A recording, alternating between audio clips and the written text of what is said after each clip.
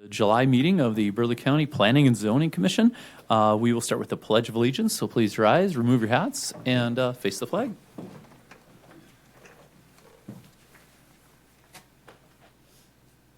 I pledge allegiance to the flag of the United States of America and to the republic for which it stands, one nation, under God, indivisible, with liberty and justice for all.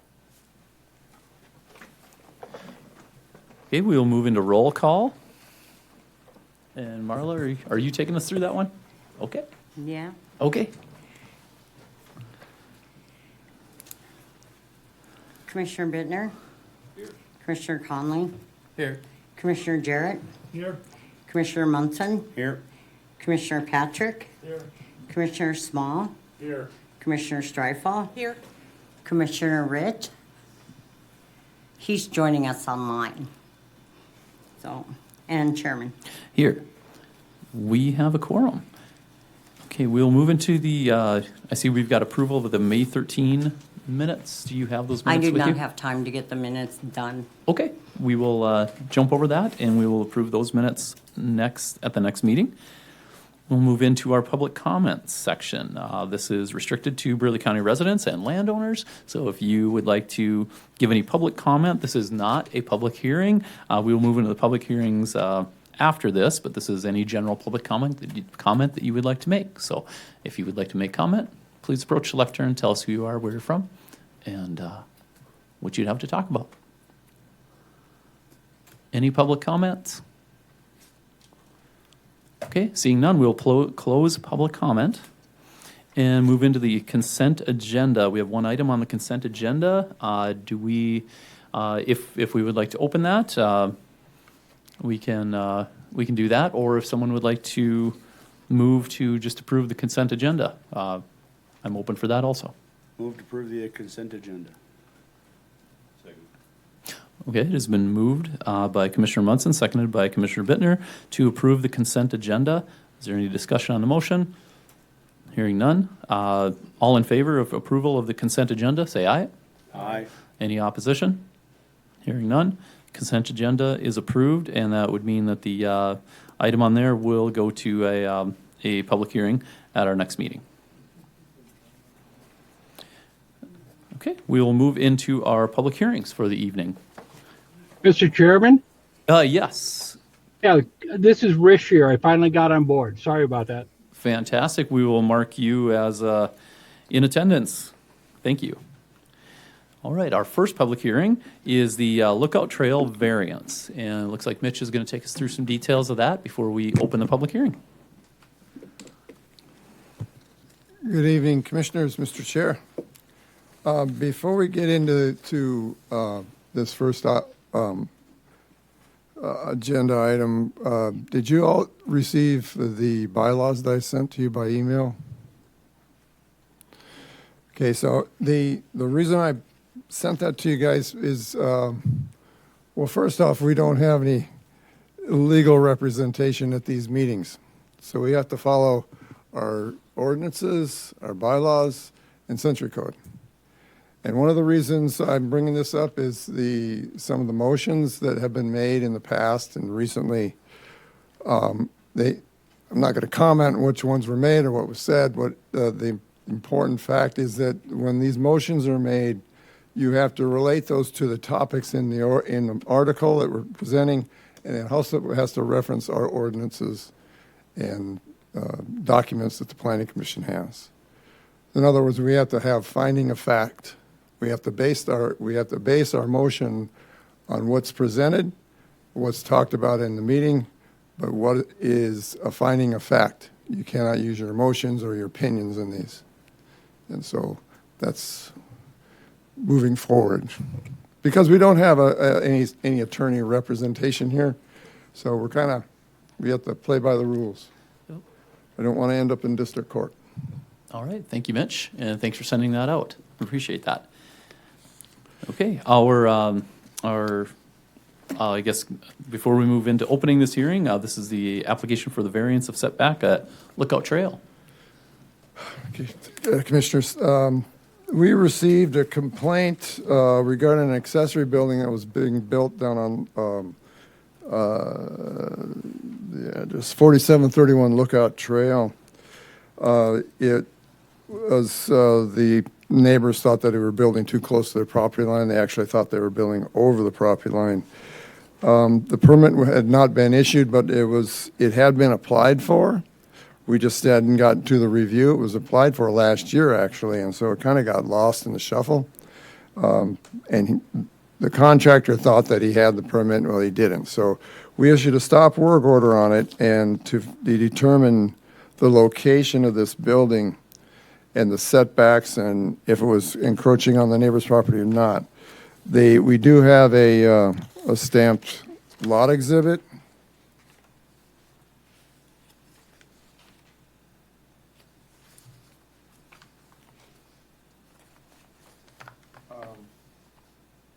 Which shows the drawing of the building, and it's approximately 11.2 feet away from the property line. So it's within this, it's past the setbacks. So that's why we're asking for a variance. Or the petitioner is asking for a variance. They submitted the variance request on the 15-foot setbacks. So it's not a big encroachment into that setback. It's past any kind of fire code safety for the distance, separation of distances from buildings. So we recommend approval of this. So I stand for any questions.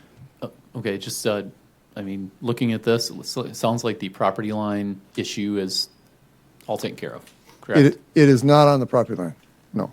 Okay, It's so 11 it is inside the property Yeah, it's that's 11 of the owner. Yes, Mr. Chair, it's 11.2 feet away from the property line. So approximately Gotcha. 3.5 feet into a variance relief off that 15-foot. Okay, and the delay in processing the permit is, There's still a stop work order on this, yeah. okay, The permit is, we are close to being ready for issuance. We're still looking for one document for permit issuance, but it's not a very complex building. It's a pole barn, so it's, yeah, accessory building. okay. Additional questions, Commissioner Bittner? So I didn't quite catch it. Is the building already built? Is it? It is. It's not completed, but it's built. It's up yeah. Okay. All right, any additional questions for Mitch before we open this? Commissioner Patrick, yep. Well, I'm really concerned because we have property setbacks for a reason, and that's for access for utilities and so forth. And I believe that we should not be, we should be issuing very few variances. And I'm not sure that, I think, because the next guy, he's going to be, this one's going to be 3.5 feet into the setback. The next guy is going to come and ask for 6 feet. And then somebody after that asks for more. I think we need to stop issuing these variances. We need to say, no, the setback is set by county rules, and we need to leave that alone. Any additional questions, comments for Mitch? All right, seeing none, thank you, Mitch. We will open the public hearing on Lookout Trail variance. So if anyone would like to speak in this public hearing, please approach the lectern, let us know who you are, where you're from, and sign in. Mitch, is there is a sign in up there? Okay, thank you. Do I have to sign in here? I already signed in the back. Yep, up here, yes. Okay. Good evening. My name is Stephanie Bosch, and I'm the owner of the property that is directly adjacent to the applicant that called in. And we looked on the Burleigh County's, is it like the GSI website? Yes, yep. And as far as it looked on the property lines, it looked like the building was on my property. He also has 3 additional buildings that he has built over, or 2 are over my property line. 1 is too close. It's not within the 15 feet. And I did bring some pictures. Anyway, from my understanding, I guess when I look up variances, that it's supposed to be for a physical hardship, like that there's an unusual shape or a steep slope or a ravine. In this case, the land has no issues like that. The only hardship is a self-created error. He started building it before he had a permit and before he'd never even had attempted to have someone come out and survey the land. I called the county.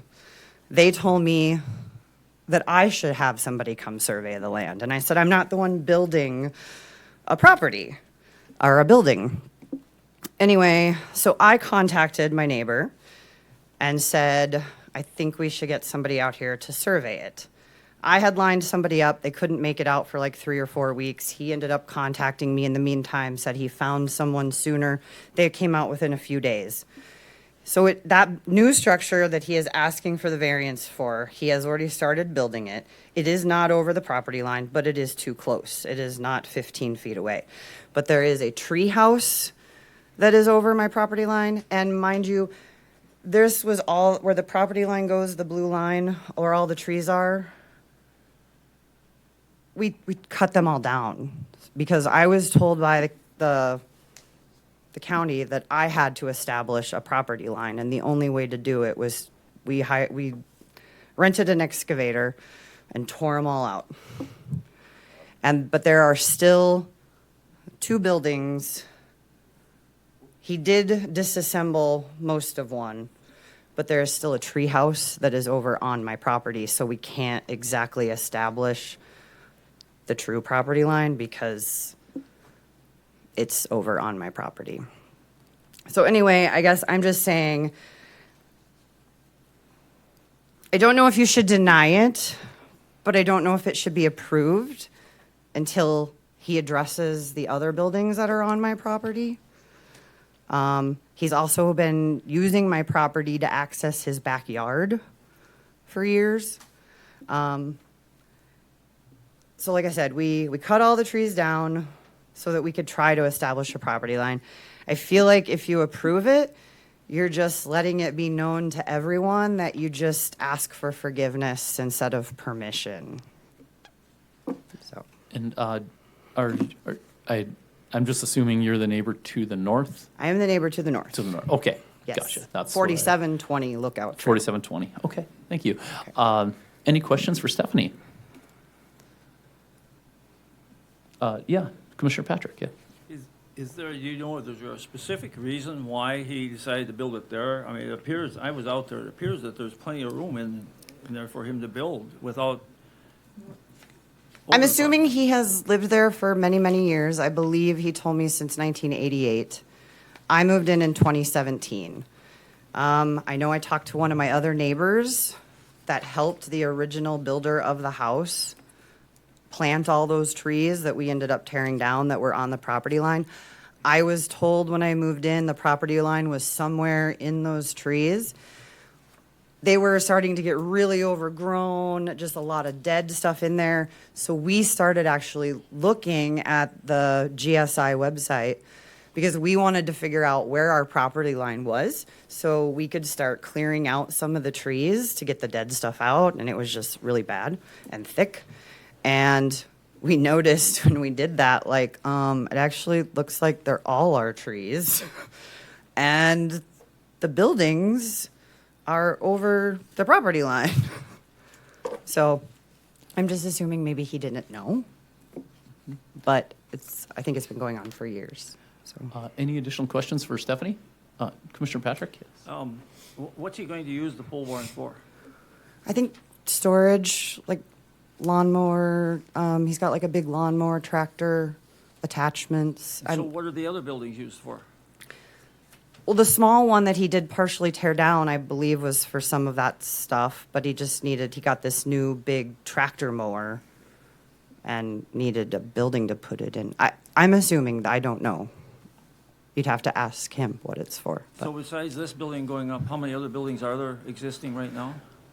I drove out there, but I couldn't see because He tore one down that is partially on my property, but there is also a tree house that is, I think it's on my property. On the GSI website, it's on my property. When he had the surveyor come out, they just put stakes in the east and west sides of the yard, and we strung a line, but when we get to that tree house, it presses up against it and then takes a hard turn. So it's partially on my property. And, yeah. Any additional questions or comments for Stephanie? Seeing none, thank you.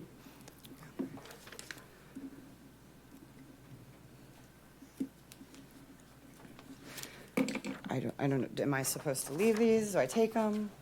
You can, yeah, yes. Oh, you did? Oh, yes, Commissioner Small. You can leave those with, I guess you can just give them to Mitch. Yes. Mitch, how big a building is this? Unless I missed it in here, I guess I didn't see it, but.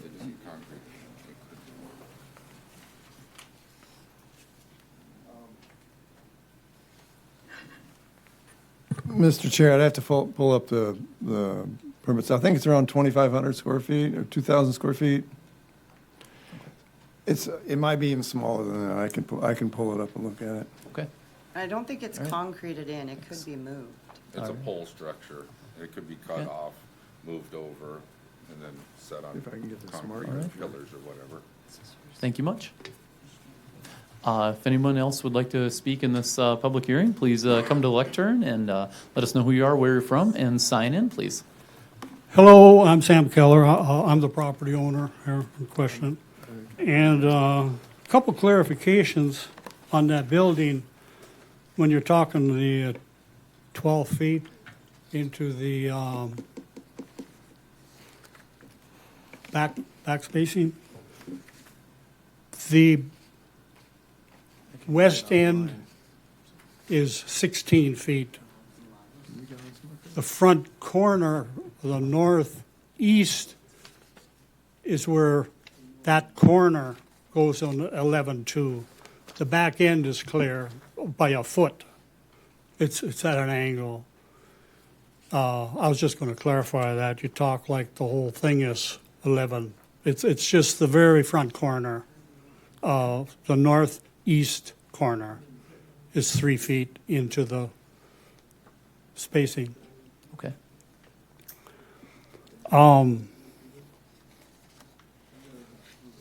The other clarification is the two buildings you're talking about. One of them is a garden house. It's 6 feet by 8 feet, about the size of an outhouse. My wife keeps her garden tools in there. And that should be clear, it should be on the property, my property. The other one is a kid's playhouse. It is also 6 feet by 8 feet with that stairway on the end. And a little lean-to on the west end, 4 feet by 6 feet. So both of them are tiny buildings. And I agree the playhouse is probably over the property line by 2 feet maybe. I think it would clear it. And the reason this happened is I've been on this property for 38 years, second owner, and the adjoining property is on their third ownership.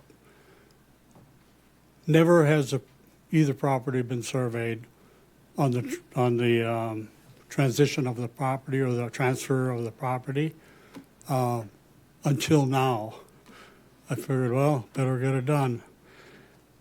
But anyway, if you look at the picture on the overhead, if you look at my shelter belt, it's 25 feet north of the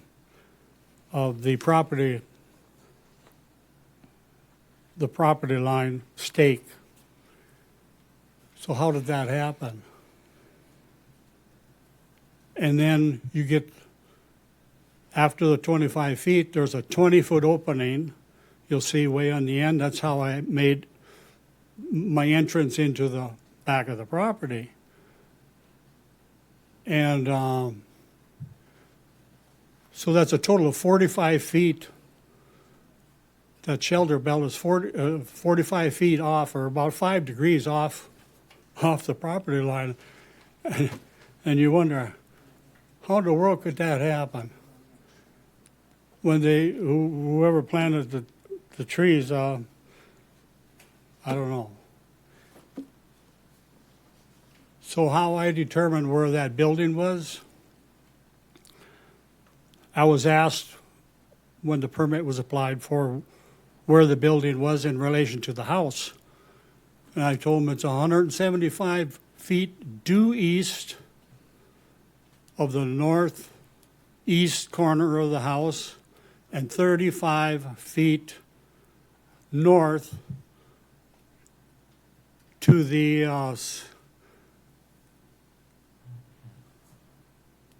northwest corner of the building. And the building is 28 by 36. So that gives you 35 and 28, 63 feet.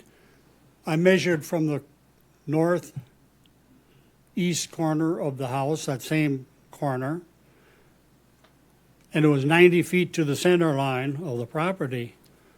So 63 feet, 90 feet, I figured I got all kinds of room here. I should be no problem. So I staked it out, but you have a tendency to follow that shelter belt, which was going at an angle. To me, it looked like it was straight, but I was 3 feet off, 3.5 feet off on the east corner.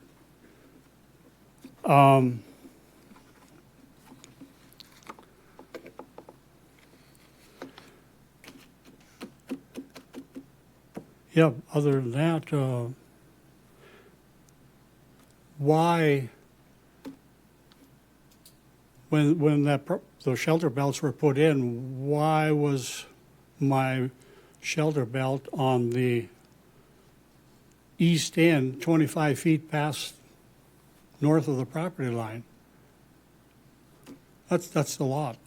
And then a 20-foot opening, that's 45 feet.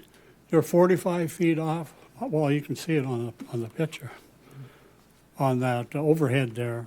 Are there any questions or comments for Sam? And Oh, I'm go not ahead. Yeah. I'm not using that entrance that I had been using. I cut some trees down and made a new opening to get in and out of the back of the property, closer to the north, about 100 feet further north. So I'm not using that property. All right. Any questions or comments But for these Sam? small, as far as these small buildings, Yeah. excuse me,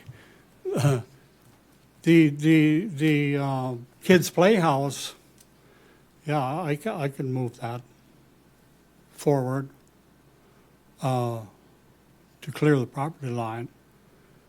I'd have to dismantle some of it, but the garden house should be all right. And that's one question I have. Are these small buildings like I talked, are they, do they need a 15-foot setback? Mitch, can you? Because I notice, excuse me. I believe the answer is yes. Yes. I think Mitch is shaking his head also. Yes. Correct. Yes.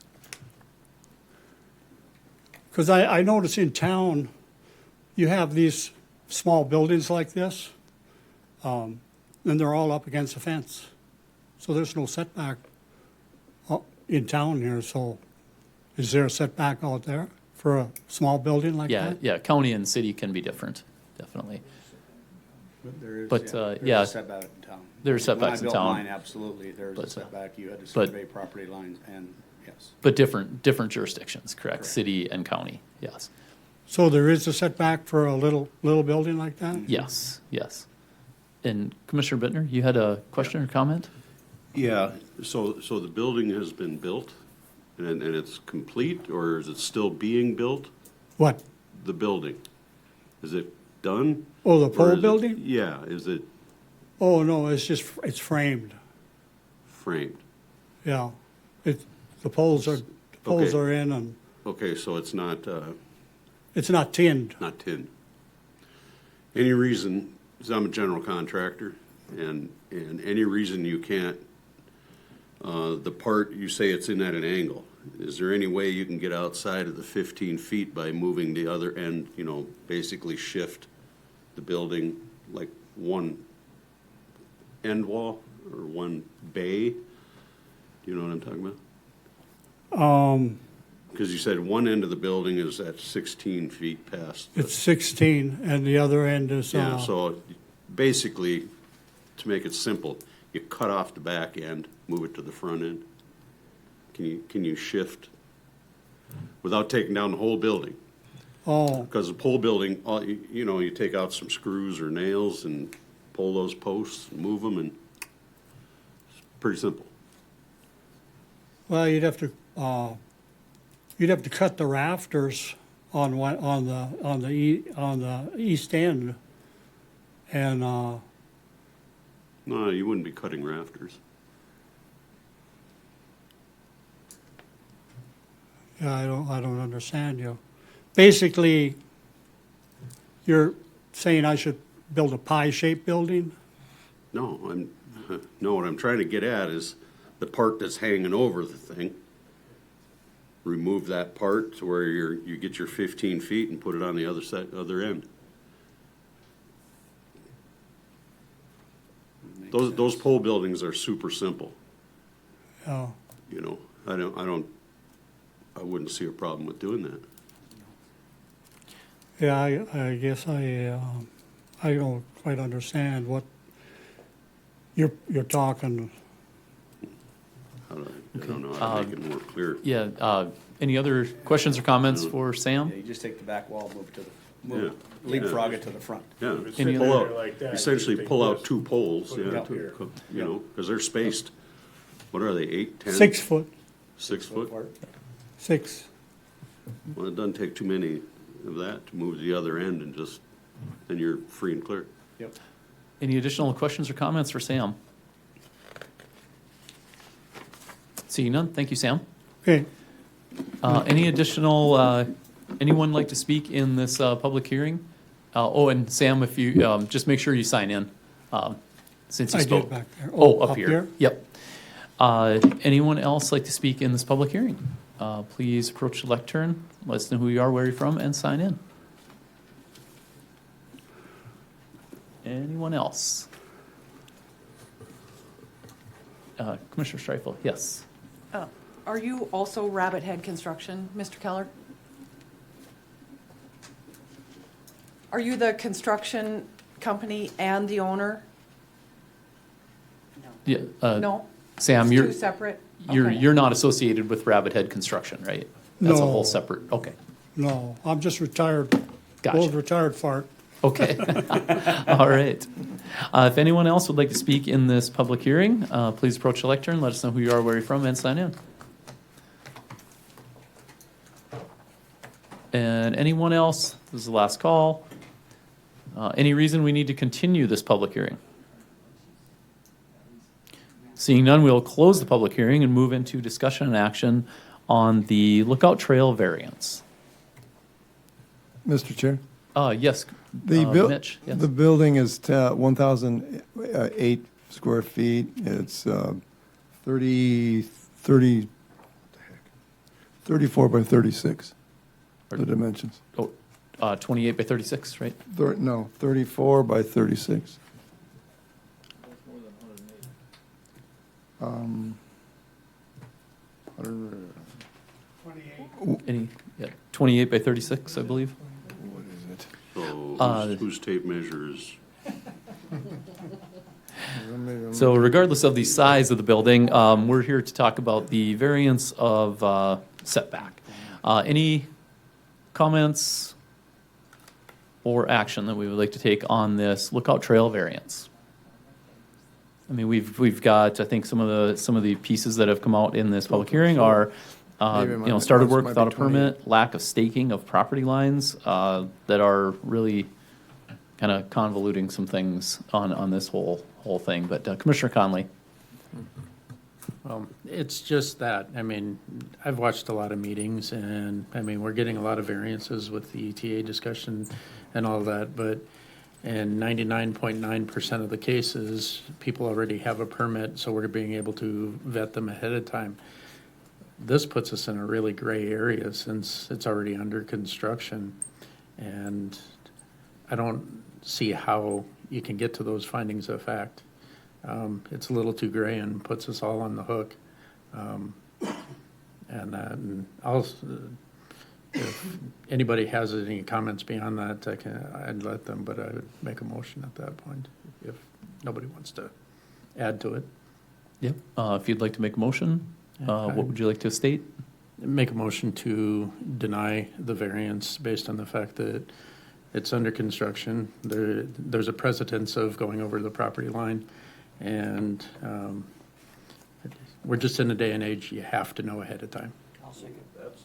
All right, so it's been moved by Commissioner Conley to deny this variance. It's been seconded by Commissioner Patrick. Any discussion on the motion? Mr. Chairman? Yes, Commissioner Rich. Yeah, the only thing I want to comment on it, they applied for a building permit on October 29th, 2025. That's like over 8 months ago. I'm just wondering why it would take so long for that. Mitch, is there any comment on that? Mr. Chair, sometimes those permits, they get backlogged and they never get sent out for review after that. To a certain point, I was unaware that the review wasn't complete, the permit was not issued. There shouldn't have been any reason why the permit should not have been issued, because what they submitted was correct. Okay. And so they drew the lot lines, they drew all that, but he started the project. He says, because we sent him an invoice for payment, and I don't know if he paid it or not, I think he did. I'm not sure. Yeah. I don't, but the permit was never issued, and so there was a miscommunication on this. And we didn't hear about it until the neighbors to the north called. Okay. Well, thanks for that clarification. Any further discussion on the motion? Commissioner Conley? Well, with understanding that a little bit better, that's exactly also why the appeals process exists, since there's gray with it. Appeal it to the county commission and let them take those parameters on. That's how the checks and balances work. Commissioner Munson? Chair, as a contractor also, there is no way I would ever start a project without having permit in hand. I don't order a 2x4 without having a permit in hand. So I concur with the denial. Any additional comments on the motion? Discussion on the motion? Seeing none, we'll move into a roll call vote on this motion. The motion is to deny the Lookout Trail variance. And Marla, if you could take us through a roll call vote. Yes. And the reason why the denial is no permit was issued and the setbacks, it is in the setbacks. Correct. And I believe the setbacks are very clear in our ordinance, yes. Yes. Okay. Commissioner Jarrett, Yes. Commissioner Conley, Yes. Commissioner Bittner, Yes. Commissioner Streifel, Yes? Commissioner Small, Yes. Commissioner Rich, Yes. Commissioner Patrick, Yes. Commissioner Munson, Yes? Chairman. Yes. The motion to deny has been approved. Okay, so Lookout Trail variance will be denied. We'll move on to our next public hearing of the evening. That is the Outlook Road variance, 6.2 on our agenda. And it looks like Marla will take us through some details of this before we open the public hearing. Okay. I'm short compared to everybody else. All right. This is a variance to setbacks distance.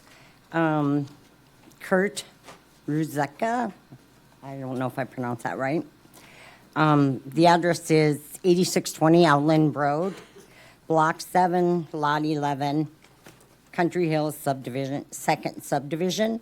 There's 1.5 acres more or less, and the zoning is rural, single family.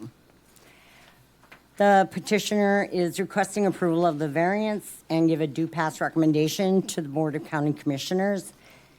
Public hearing notifications were posted in the Bismarck Tribune, June 27th, July 7th, Burleigh County website, June 26th, and surrounding property owners, June 26th.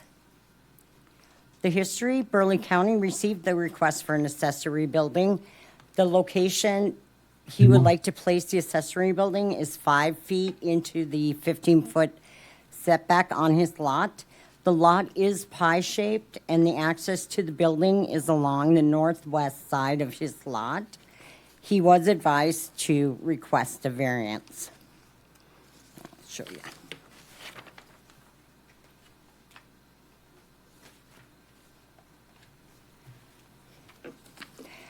The variance application was submitted, and the reasons for the request. He also submitted 3 memorandums of understanding from the neighboring property owners on the northwest side of his lot. 3 right there. And that was also in your packets. And the placement of the accessory building with the 10-foot setback on the northwest side of the property does not encumber the neighboring properties. There's a pretty good distance between them.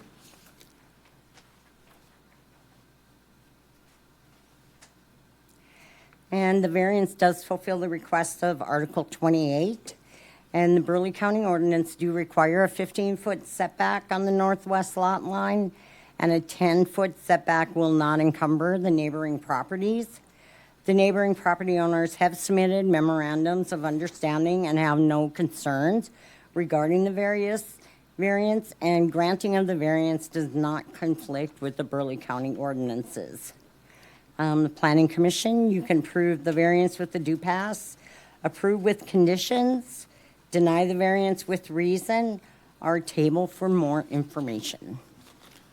Okay, are there any questions, comments from Marla before she steps away? Seeing none, thank you, Marla. We'll open the public hearing on the Outlook Road variance. So if anyone would like to speak in this public hearing, please approach the lectern, let us know who you are, where you're from, and sign in.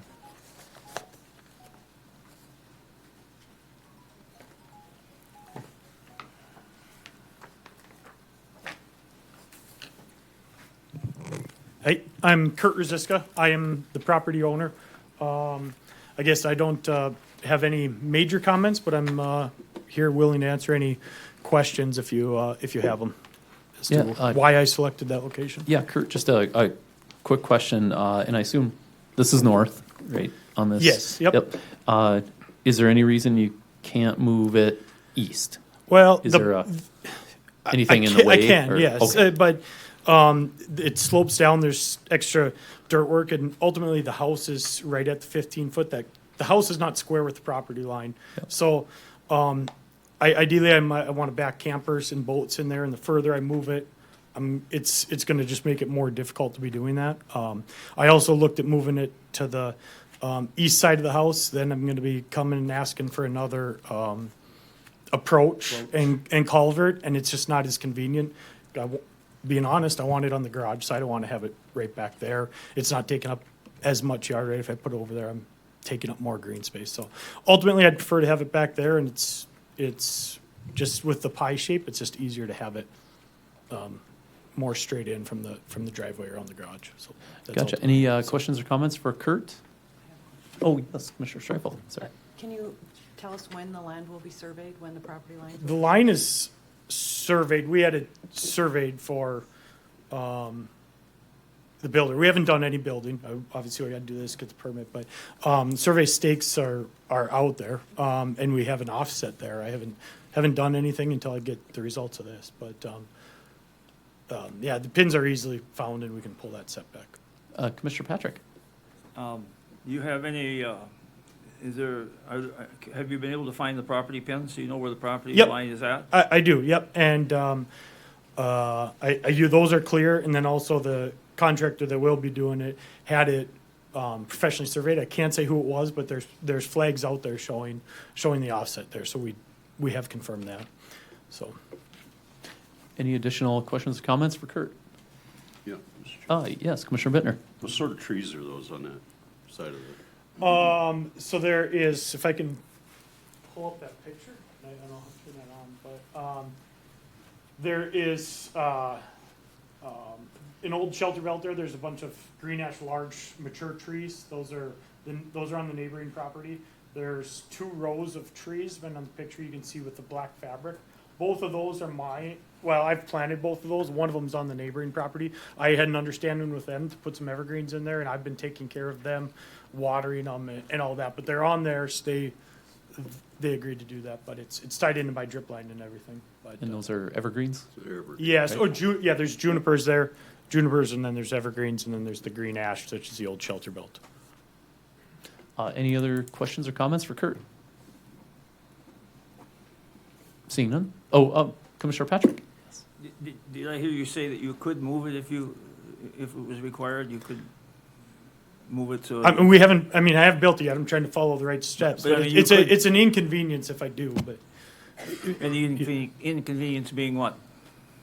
Just with the property line with the property being pie-shaped, and if I'm using it for storage and backing vehicles in and stuff, it's not as convenient, that's all. But you could move it. It hasn't been built yet. Okay, thank you. Additional questions, comments for Kurt? Seeing none, thank you, Kurt. Thank you. If anyone else would like to speak in this public hearing on the Outlook Road variance, please approach the lectern, let us know who you are, where you're from, and sign in.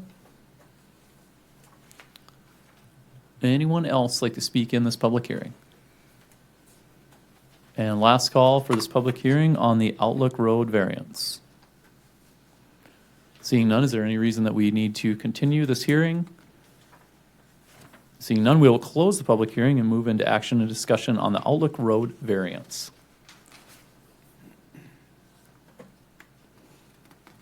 Any discussion? Oh, yes, Commissioner Streifel, yeah. I Did would you- move to approve, oh, and I sorry. believe all the conditions have been completed, so I would move to approve as presented. Okay, it has been moved to approve. Is there a second?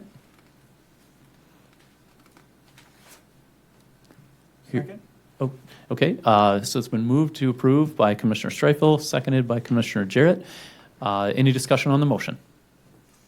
Commissioner Patrick, yes. Well, I'm not going to support that motion because I believe that, back to what I said earlier in the beginning of the meeting, is that we need to start to enforce the setback requirements that are defined in our rules, in our ordinances. So I'm going to be a no vote.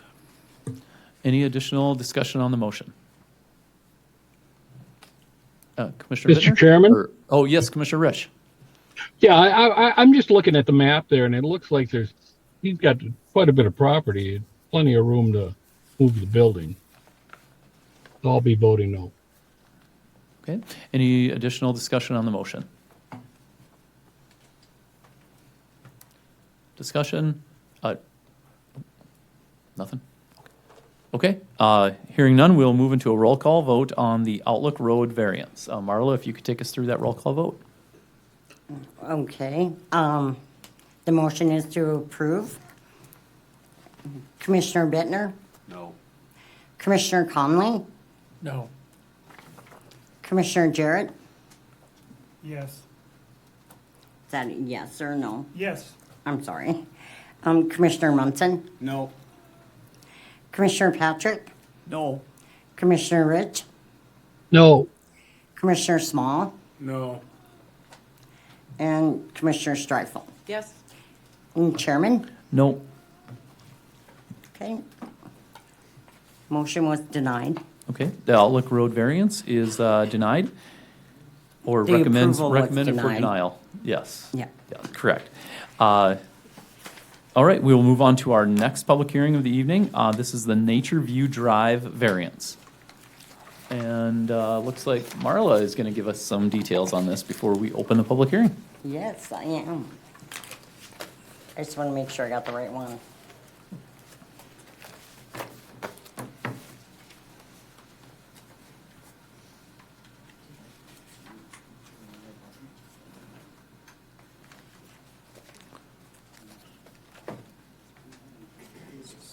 Oh,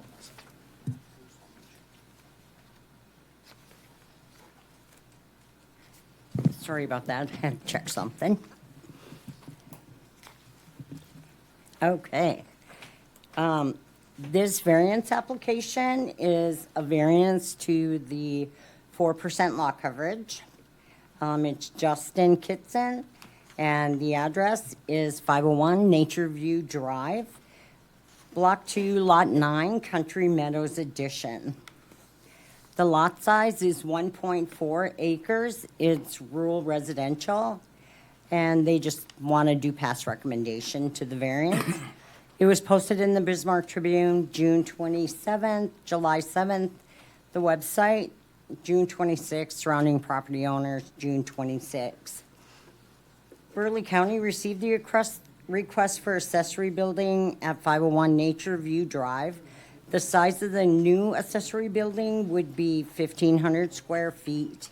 He has one accessory building on his lot, and it's 1,228 square feet, and he's allowed 4% lot coverage for all buildings.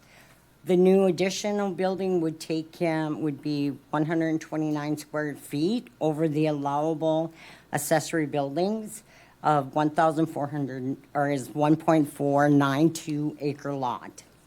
And he was advised to apply for a variance. The variance request is reasonable. The proposed size of the accessory building does not encumber the neighbors and will fit on the lot. The owner will verify if there is a covenant that would restrict the size of the accessory building. It is his responsibility to stay within the requirements of the covenant if active. The variance request fulfills the requirements of Article 28, and the Burleigh County ordinances only allow 4% lot coverage for all accessory buildings. The proposed building is less than 200 square feet over the allowable accessory building coverage, and the proposed accessory building will not encumber the neighbor. Granting the variance does not conflict with the Burleigh County ordinances. So you have a choice. You can approve the variance with the due pass recommendation, approve with conditions, deny the variance with reason, or table the variance for more information. Okay, are there any questions or comments for Marla before she steps away? Commissioner Bittner, yes? Thank you, Mr. Chair. Aren't we in the process of upping the percent lot coverage?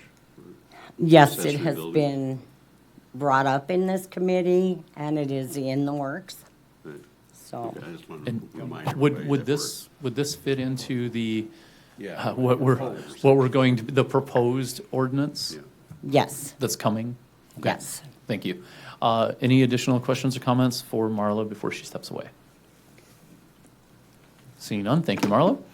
We will open the public hearing on the Nature View Drive variance. If anyone would like to speak in this public hearing, please approach the lectern, let us know who you are, where you're from, and sign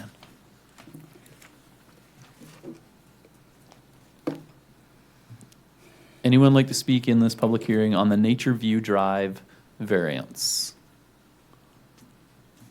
And last call for the public hearing on Nature View Drive variance. Seeing none, is there any reason we need to continue this public hearing? Anyone knows of? Seeing none, we will close the public hearing on Nature View Drive variance and move into discussion and action on it. Move to approve. Oh, Second. I was gonna say- Okay, it has been moved to approve by Commissioner Munson, seconded by Commissioner Bittner. Is there discussion on the motion to approve the Nature View Drive variance? As Commissioner Bittner mentioned, it will fit within our new proposed ordinances, and so it makes perfect sense. Okay, any more discussion on the motion? Seeing none, we will move into a vote. Marla, if you could take us through the roll call vote. Okay, the motion is to approve the variance request. Commissioner Munson, Yes. Commissioner Rich, Yes. Commissioner Streifel, Yes. Commissioner Bittner, Yes. Commissioner Conley, Yes. Commissioner Patrick, Yes. Commissioner Jarrett, Yes. Commissioner Small, Yes. and Chairman. Yes. All approved. The Nature View Drive variance is, will go to the county commission with a due pass recommendation. Moving into our next public hearing of the evening, we'll move into the Island Park Estates second subdivision hearing.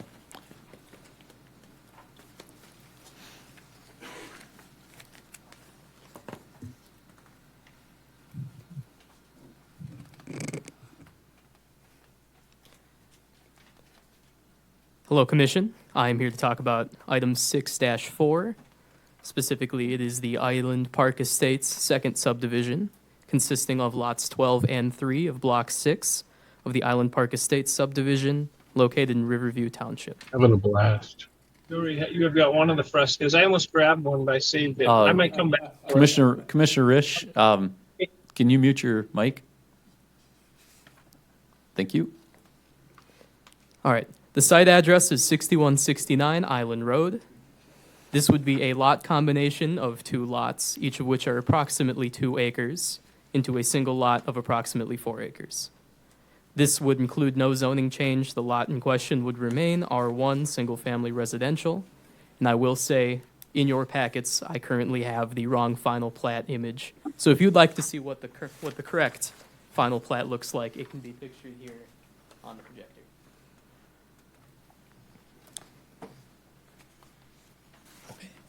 All right, any questions or comments? Seeing none. Thank you. We will move into, or we will open, excuse me, we will open the public hearing on the Island Park Estates second subdivision.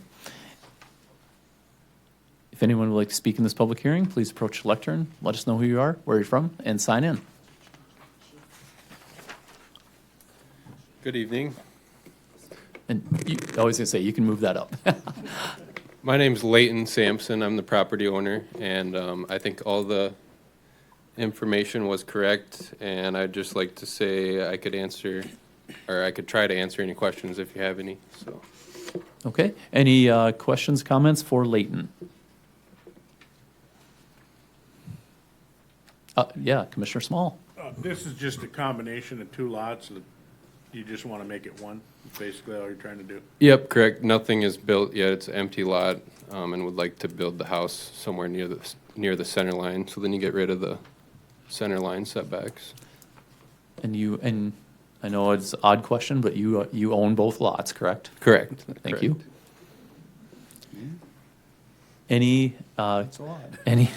Any questions or comments for Leighton? It's much easier if you own them both, yes. Seeing none, Leighton, thank you. Thank you. If anyone else would like to speak in this public hearing, please approach the lectern. Let us know who you are, where you're from, and sign in. And the last call to speak in this public hearing on Island Park Estates second subdivision hearing. Seeing none, any reason we need to continue this hearing? I don't think so. We will close the public hearing and move into discussion and action on the Island Park Estates second subdivision. Okay, it has been moved for approval by Commissioner Patrick, seconded by Commissioner Small. Is there any discussion on the motion? Seeing none, we'll move into a vote. Marla, if you could take us through a roll call vote on this? Okay, the motion is to approve. Commissioner Patrick, Yes. Commissioner Small, Yes. Commissioner Streifel, Yes. Commissioner Bittner, Yes. Commissioner Munson, Yes. Commissioner Jarrett, Yes. Commissioner Conley, Yes. Commissioner Rich, Yes. and Chairman. Yes. All approved. Okay, the Island Park Estates second subdivision will go to the county commission with a due pass recommendation. Okay, we'll move into our final public hearing for the evening. This is the Kalate subdivision and zoning change. And Mitch, if you could take us through some details on this one before we open the public hearing. Commission, Mr. Chair, this is a proposed subdivision for all of Track 10 of the Northeast Quarter Section 11, Township 140, Range 80 West. You have a site location map in your packet. Also, on the second page there is the another site location. You also have attachment 652 of the final plat. This was presented last month and was tabled for more information. The ag zoning currently is ag zoning will be changed to R1 for just the parcel. The master parcel will stay the same. It's a 44-acre lot into a 2-lot subdivision. One of the lots will be 35 acres, more or less, and retain its ag zoning. The second lot will be 8.41 acres and will require that zone change. Like I said, the petitioners are intend to build a pre-K educational center containing 15 up to 30 pre-K children, kindergarten-age children. The education will have an emphasis on outdoor learning on the 35 acres, and educational groups are allowed in R1. Although there are restrictions to them, they have to be nonprofit, and their curriculum has to be pretty much identical to what a public school offers. There has been some comments in the past on this. I'm sure there'll be the same comments tonight. You'll hear the public testify on some of these issues. So I stand for any questions. Mitch, can you elaborate on what has changed with this application, or some of the additional information that we've been presented with, other than obviously we got comments and things like that? There was questions on the approval. It was a kind of a split decision last time, and so it was the commissioners. We were missing 2 commissioners, and also I think it was trying to understand the information that was presented, and to determine some kind of either denial or approval stage for this application. It's the basis of the application is that plat. The zoning is secondary. Okay. Because of the zoning change, they want to put a pre-K school there, and as part of the zoning. They could have probably applied for a special use permit and left it alone, but, yeah, that's. The one question was, I know there was a lot of things brought up about roads last month, and did we get any additional information on that? The highway department did put some traffic counts out there, and I'm sure they can talk about it. Okay. And discuss the conditions of the road, safety factors, that sort of thing. Good. Any additional questions or comments for Mitch? Commissioner Jarrett? Chairman, is this site address 5100 Oh, North? yeah, if you could pull your mic over just a little closer there. Is this site address 5100 Northeast 136th Avenue correct? No. Because the map shows it's on 41st.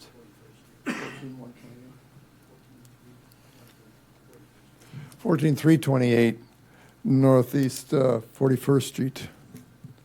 It runs north and south. It's about a quarter mile from 136. So what is the correct address? 14136?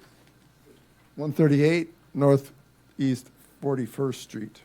Thank you. Okay, any additional questions or comments for Mitch? Yes, Commissioner Streifel. I just have a couple quick questions, Mitch. Do we have any other example of something like this being done? Where it's Not to my knowledge, not since I've been here. Okay. And my other question is, normally when we would rezone to an R1, would there be a single-family dwelling required in order to do the rezoning? When we did our ag tourism thing, we made sure that there was a single-family dwelling required on ag land, just simply because if you want to have something on your property, you should be willing to live by it. Now, that was for a special use permit for For corn ag maze. tourism, right. And they were trying to commercialize agricultural property. All right. The single-family house was signifying ownership. So we wouldn't normally require Not for this, single-family the dwellings. owner owns the surrounding property, the secondary lot is in the center of their the larger lot. Additional questions, comments? Yes, Commissioner Munson. So Mitch, we just went through this last month as we were going through the new proposed ordinances. And in residential zoning, there is a whole list of different, what's the word? Permitted uses. And an educational facility is one of them, right? Right. Yeah. Yeah, it's under. So it is permitted. It is use. by the zoning, by the initial zoning, it's permitted by right, it's allowed by right. Yep, thank you. Additional questions or comments for Mitch before we open the public hearing?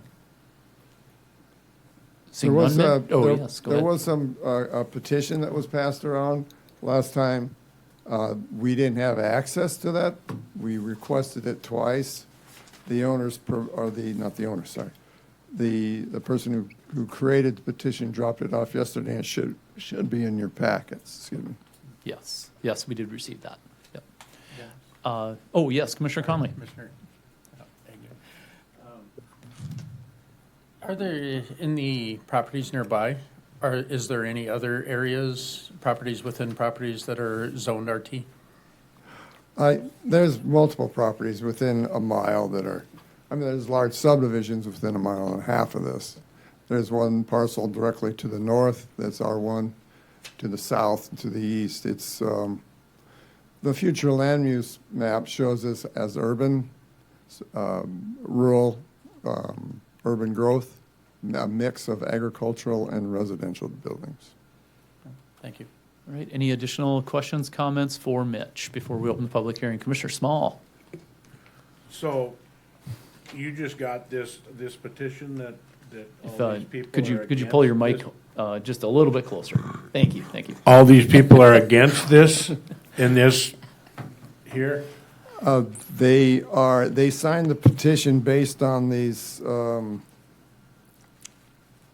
following reasons: increased density, infrastructure strain, property value concerns, child safety and agricultural, and gun rights.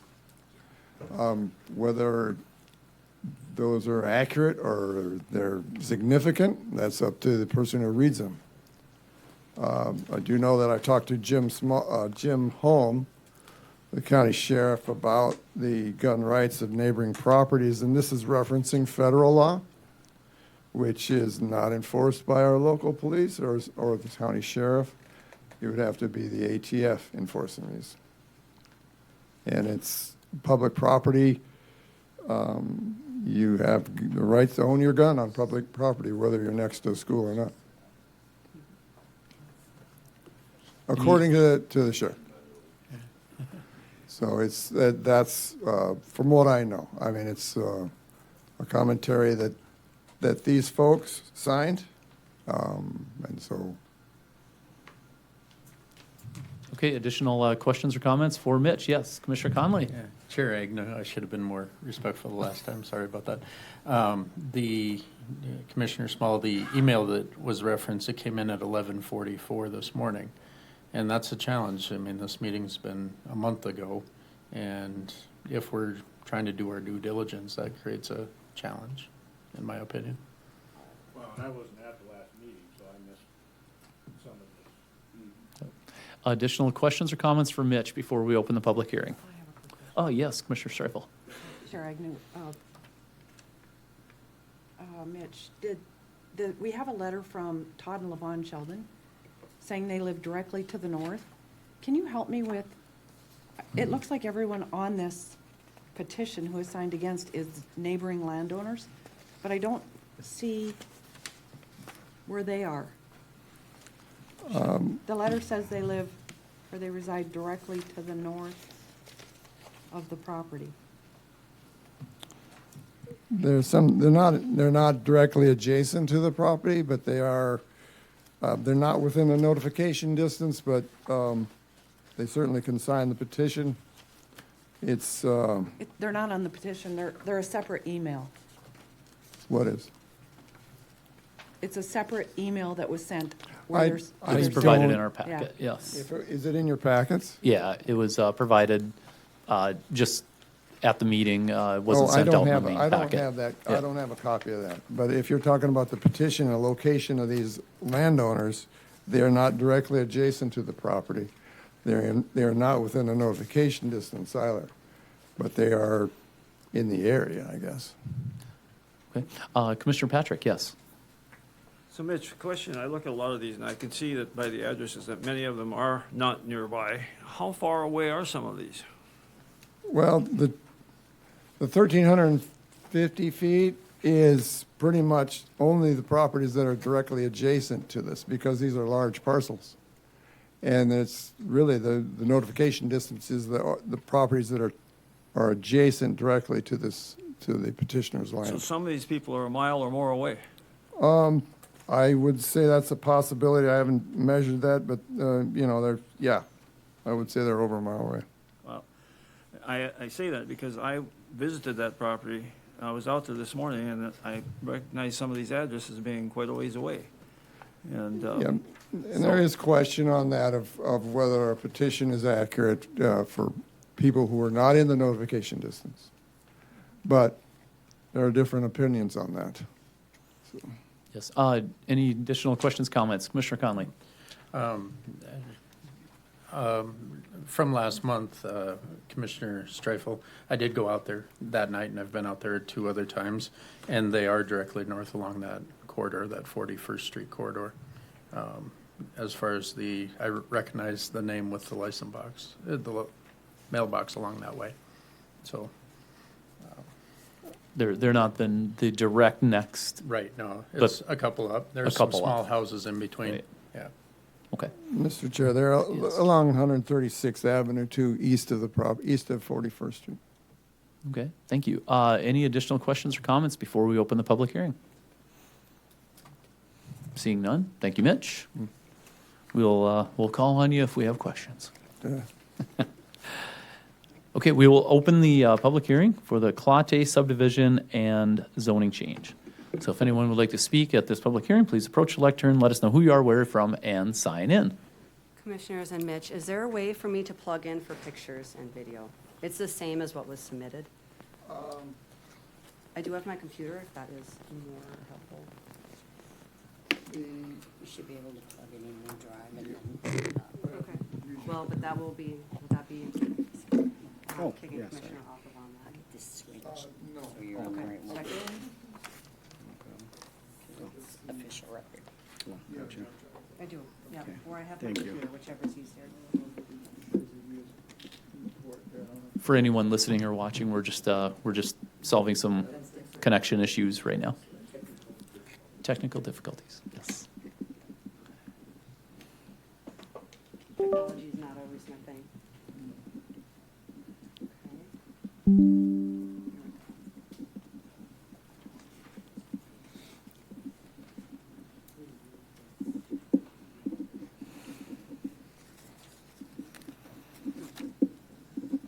Can I minimize this because this is in the background? Okay. I don't want to kick anybody off the line. There we go. I guess just in the meantime, the reason I'm kind of trying to police the mics is that I've had a couple comments come to me after the meetings where people who are listening or watching can't hear what's going on in the room. So definitely, if you're gonna speak, try to pull the mic fairly close. Not necessarily right up to your mouth, but closer. If you can't hear yourself, they probably can't hear you. Yes. Did you hear me that time? I definitely got you. Verizon was good on that one. Yep. Well, Monday night, I couldn't hear Jerry talk at all. I could hear everybody else, but not Jerry.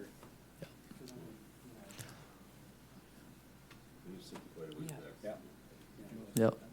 Yeah, good job reminding people to use their mics. Okay. All right, so, Commissioner, I'll put on that. There we go. I do. Yeah, good job reminding people to use their mics. Okay. All right, One of these days, that county commission's gonna get us a couple additional mics, right? Who's, I was gonna say, whose portfolio is that?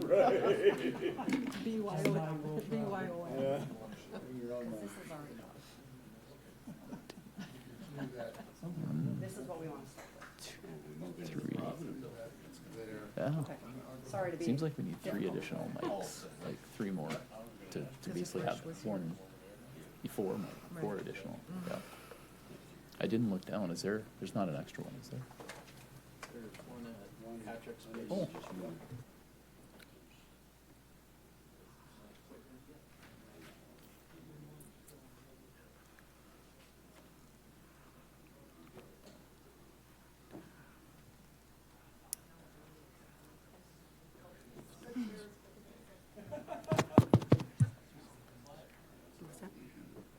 What'd you say? I'm just reciting.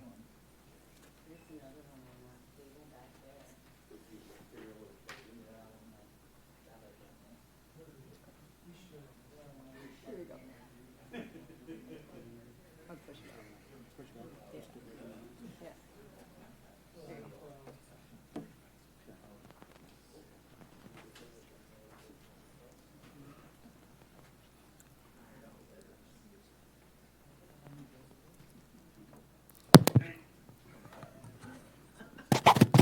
We're good. Here is another one. Look at this, we're solving problems left and right here. Well, what am I supposed to do with this cord right across my papers? Here, put it around your drink. Put it around my neck? Okay, everyone ready? I think we're ready. Okay, alrighty. My name is Timothy Patrick Clotty, from Baldwin, North Dakota. Let my wife Mallory introduce Clotty. herself. We're the applicants. Okay. Yeah, definitely speak into the mic. Yeah, good evening again, commissioners. So, We're both short. yeah, There we go. I've been tasked with kind of addressing this petition that we are all now kind of getting the full picture on. So first, I want to be very clear that everybody absolutely has the right to oppose or support this application, 100%. But that's not really what is going to concern me. What concerns me is that we're going to ask this commission to give significant weight to something that we have all seen and been submitted less than 48 hours in advance of tonight's meeting. So while now it may be part of the record, it was submitted so close that I don't think many of you have had the time to review it or review any of the factual assertions that it contains. So a petition is not necessarily evidence simply because it contains signatures. I'm going to break down each bullet point. These bullet points have not been independently verified. And the signatures on it only verify that the people have read and understand the document and agree with what it says. People absolutely have the right to sign a petition based on their opinions. But opinions are going to be given the weight that they deserve, and factual assertions should be supported by evidence. Popularity does not equal fact. All right, so let's dig into it. First bullet point, increased density, okay? I'd like to pull up pictures. Yep, my wife is going to pull up a few photos. This petition states that rezoning would create dense single-family residential and destroy the rural character of the community, the New York City of Burleigh County. Do you have a way to get up the picture?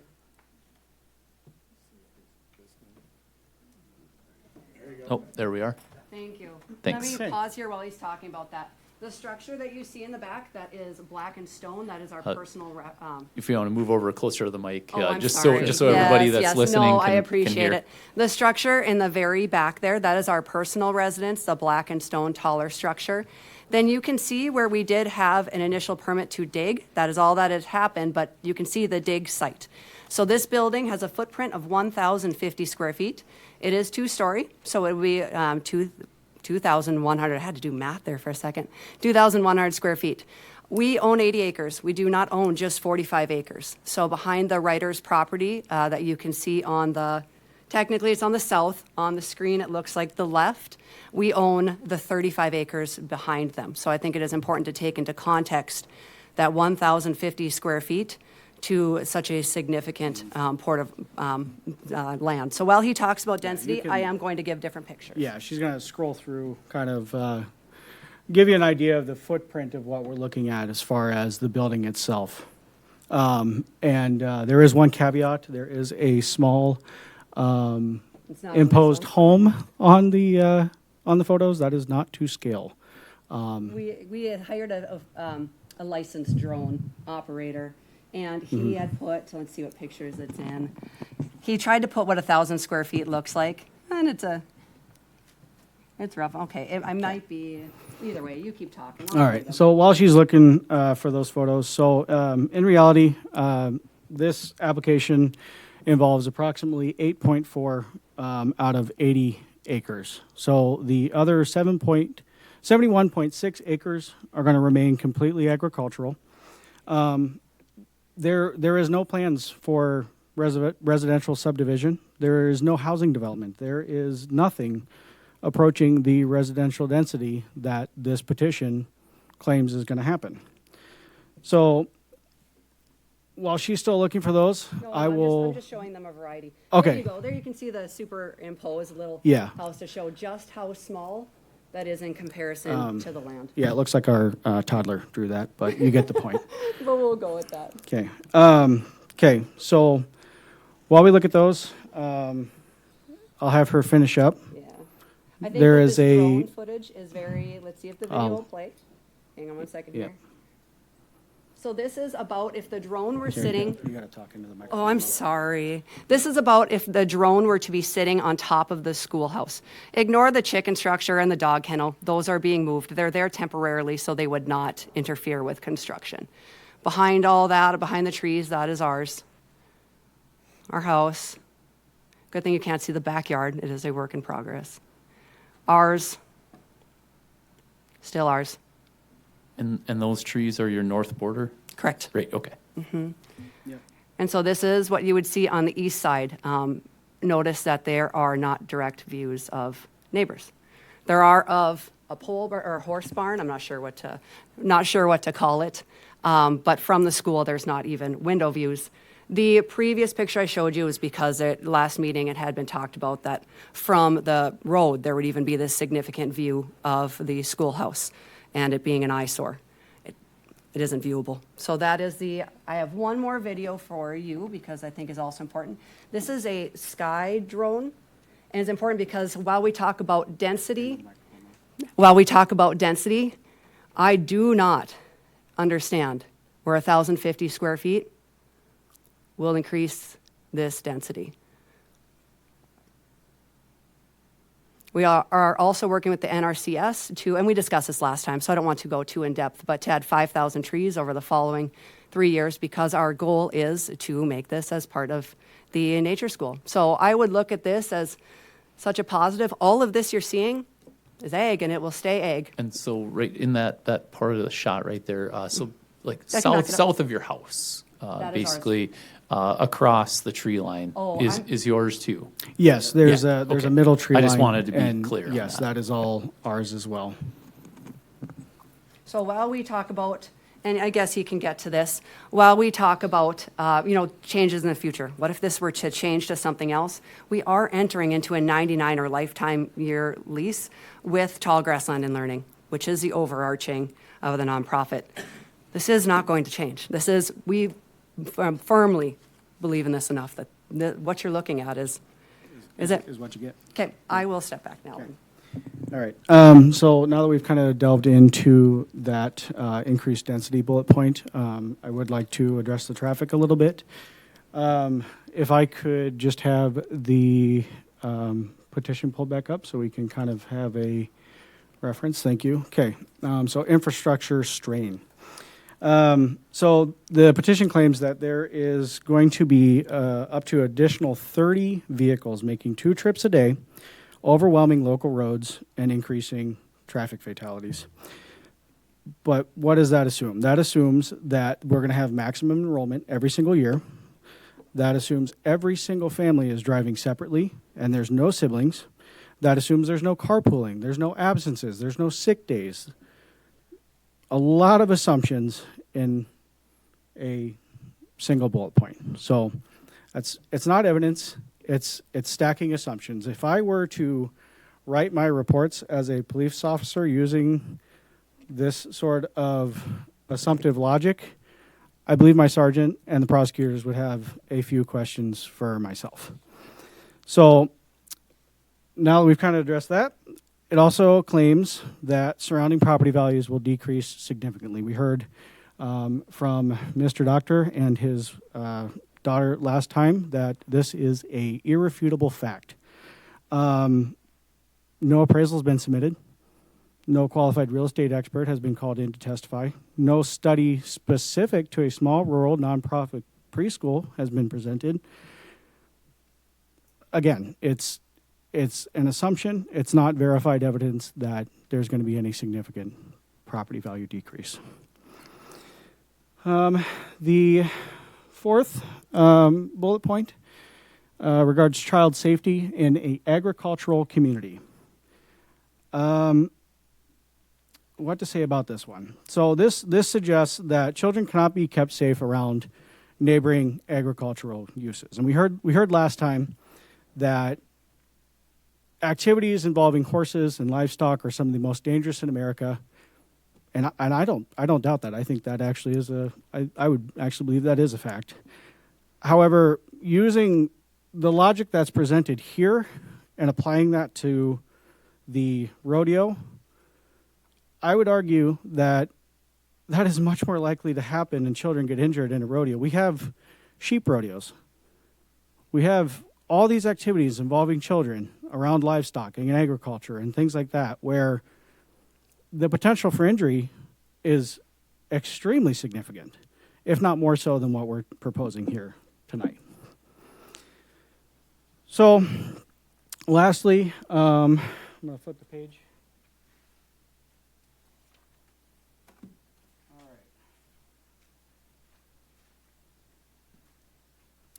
So this is the snippet of what we got last time. We didn't get the full thing. Gun rights of neighboring property owners. So I'm a gun owner. I'm a police officer. I take this one very seriously. It's very near and dear to my heart because I'm very 2A. But again, it contains assumptions. So the approval of this application does not actually change anyone's firearm rights. It doesn't change anyone's hunting rights. It does not change anyone's legal responsibilities. Existing firearm laws remain exactly the same. Existing hunting regulations remain exactly the same. You cannot go all Yosemite Sam in your front yard today, and you won't be able to do it tomorrow. It's irresponsible. And Mr. Patrick, I know you know this, but there are 4 cardinal safety rules of firearm safety, being a, hunter education. One of those being every firearm owner already has the responsibility to know their target and what lies beyond it. That responsibility exists today, specifically because my home is there and surrounding other homes. And why is that? Because bullets travel, bullets overpenetrate, bullets do things that we don't predict. But following that cardinal safety rule, we minimize that. That responsibility that exists today is going to exist the same if this application is approved or not. Period. They mention the Gun-Free School Zone Act. Like Mitch stated, that would be enforced by federal ATF agents. This does not apply to private property. If this were not true, if it didn't apply to private property, me and the boys in the ATF and Mandan would have a lot of doors to kick, because there's a lot of firearms in North Dakota that are within the 1,000 foot of a school, but because they're on private property, then they're totally fine. They're well within their rights. So, again, approval of this application does not create any sort of new restrictions on neighboring landowners. So throughout this process, I think one point that I'm trying to make, and what I'm trying to make very clear, is that nothing about this application changes the legal rights and responsibilities of our neighboring property owners. And I'm going to address the people watching because there are surrounding neighboring properties that might not be here tonight. You do not lose the right to farm. You do not lose the right to ranch. You do not lose the right to hunt. You do not lose the right to lawfully possess firearms. You do not lose the right to continue lawful activities on your own property. Your rights will remain exactly the same as they are today.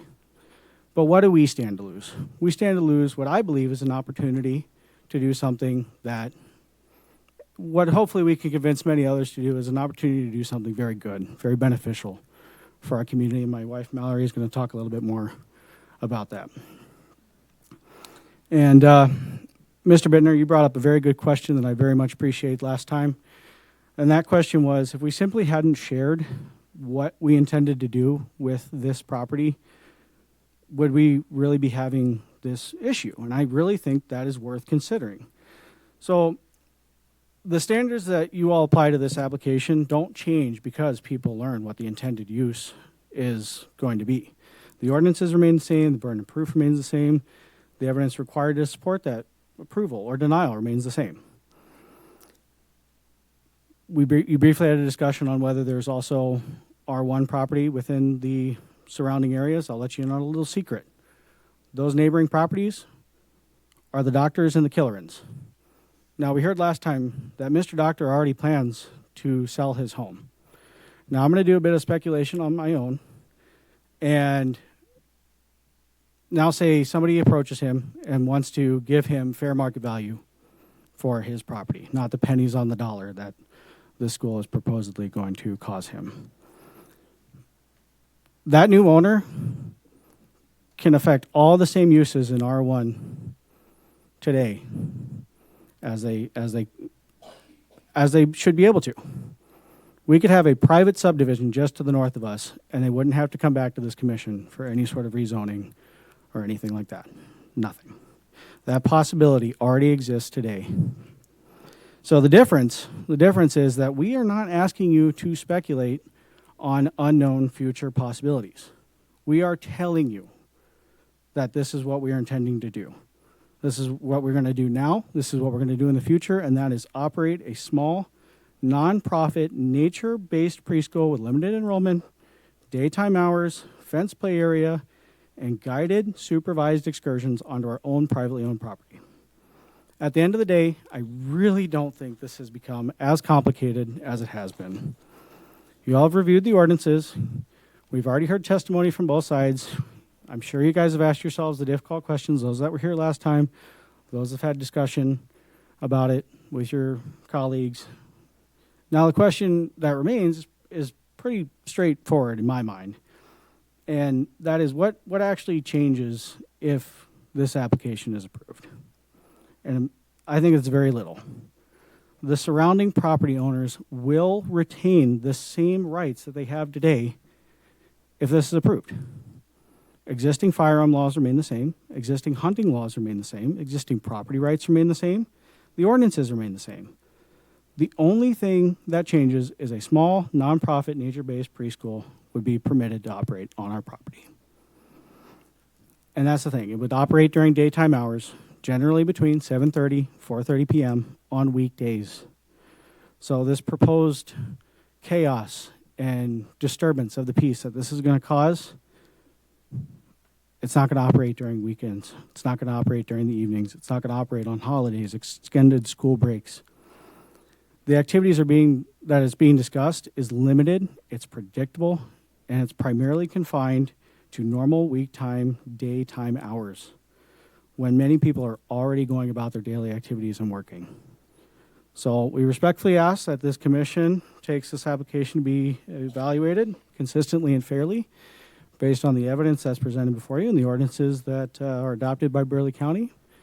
I very much appreciate your time. Thank you for listening. And of course, I'm sure you might all have some questions. Any questions or comments for Tim? Commissioner Patrick. Tim, I have a question for you related to traffic on the road. I understand there's some shop condos to the north of you. Is that correct? Correct. And they're managed by whom? Prairie View? Those shop condos to the north of us. Yeah, and you got Prairie View workers Yes. living in those, and they're traveling on that road? Yep. How many would you Yep. say they are up there? I have not had any sort of firsthand experience, but my neighbors tell me that it is over capacity on what is actually allowed for the apartments that were approved there. So, I mean, it could be 12, 15 people. I 12 or simply don't 15? know. Yes, yep. Would you, I also understand that Prairie View has some property up there, and so they're transporting heavy trucks and stuff out there, correct? Yes, sir. That is a common occurrence on our road. Prairie View has flatbeds, all kinds of heavy trucks and machinery coming down 41st and 136, also all within those same daytime hours. So would you say most of the road damage is probably because of the trucks? Well, Mr. Patrick, sir, I mean, we've made a lot of assumptions, but yes. Or at least a good share of it? I would, yes, I would make the assumption that, yes, that does have a good share of what causes the damage to our roadways. Yep. And, well, I'm finished. Thank you. Any questions or comments for Tim? Commissioner Conley?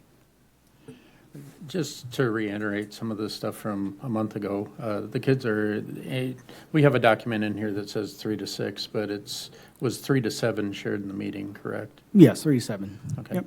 I just wanted to clarify that since there's a difference on our documents. Thank you. Oh, okay. Yep, no problem. Any questions, comments for Tim? Commissioner Jarrett?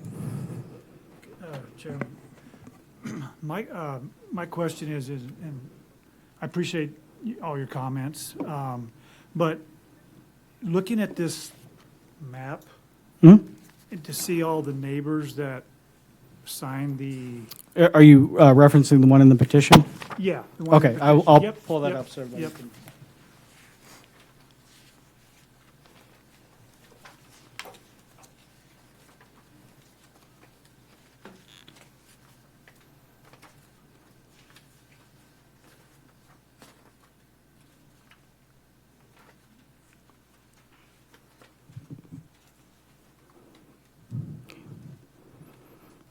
So, looking at this, and I see all, a casual observer here reading this, it looks like all these that are noted are, for the most part, against the zoning change. Yes, sir. I believe the ones with X's Yeah. are against. Okay, yep, Yep. thank you. So that looks like a lot that are right in that vicinity. Everything your comments and the way you've got this planned out all sounds fine and wonderful. Why do you think there's so many against what you're proposing to do? Well, go ahead, And Tim. I know or you're assuming, but you obviously know more than I do because you're in Well, the middle of this and out there. I think truly what it boils down to is some of the conversations that we've had over the past month have really boiled down to the presence of children in the area. The way that they can and are very loud. I have 2 of my own very young children, 3 and 4 years old. I think a lot of it stems from simply the fact that they do not want things to change. Mr. Doctor expressed last time that he moved it in there in 13-something years ago. When he did so, it was all pasture. Well, I mean, now there's homes, there's other things like that, and while I appreciate Mr. Doctor's sentiments, I just don't believe that's a reality of our world, and I believe this school is something that is intentional to make folks aware that change is inevitable, but we can still look back and appreciate the things that are slower and that what make a rural community a rural community. So they are, in your opinion, against the school more than the zoning change? Yes, sir. Yep. So probably they would not have the same issue with the zoning change, and I'm sure maybe some of them can answer that later, but I just wanted your opinion on that as well. And yes, so as I kind of addressed, and yes, I do believe that majority of the opposition is not the rezoning change itself. I believe it is the school itself that they are opposing. Thank you. Additional questions, comments for Tim? Okay, seeing none, thank you, Tim. Okay, thank you very much, Commissioners. If anyone else would like to speak in this public hearing, please approach the lectern, let us know who you are, where you're from, and sign in. Mallory Claudia Baldwin, applicant. Okay, and I wanted to build upon that while this is supposed to be about a rezoning, of course, we know it became much more than that. And it quickly became much more than that because it's a school, and I promise I won't be as lengthy as my husband here, but he's spoken about the facts and he's spoken about the ordinances and the evidence, and so I don't intend to repeat any of that.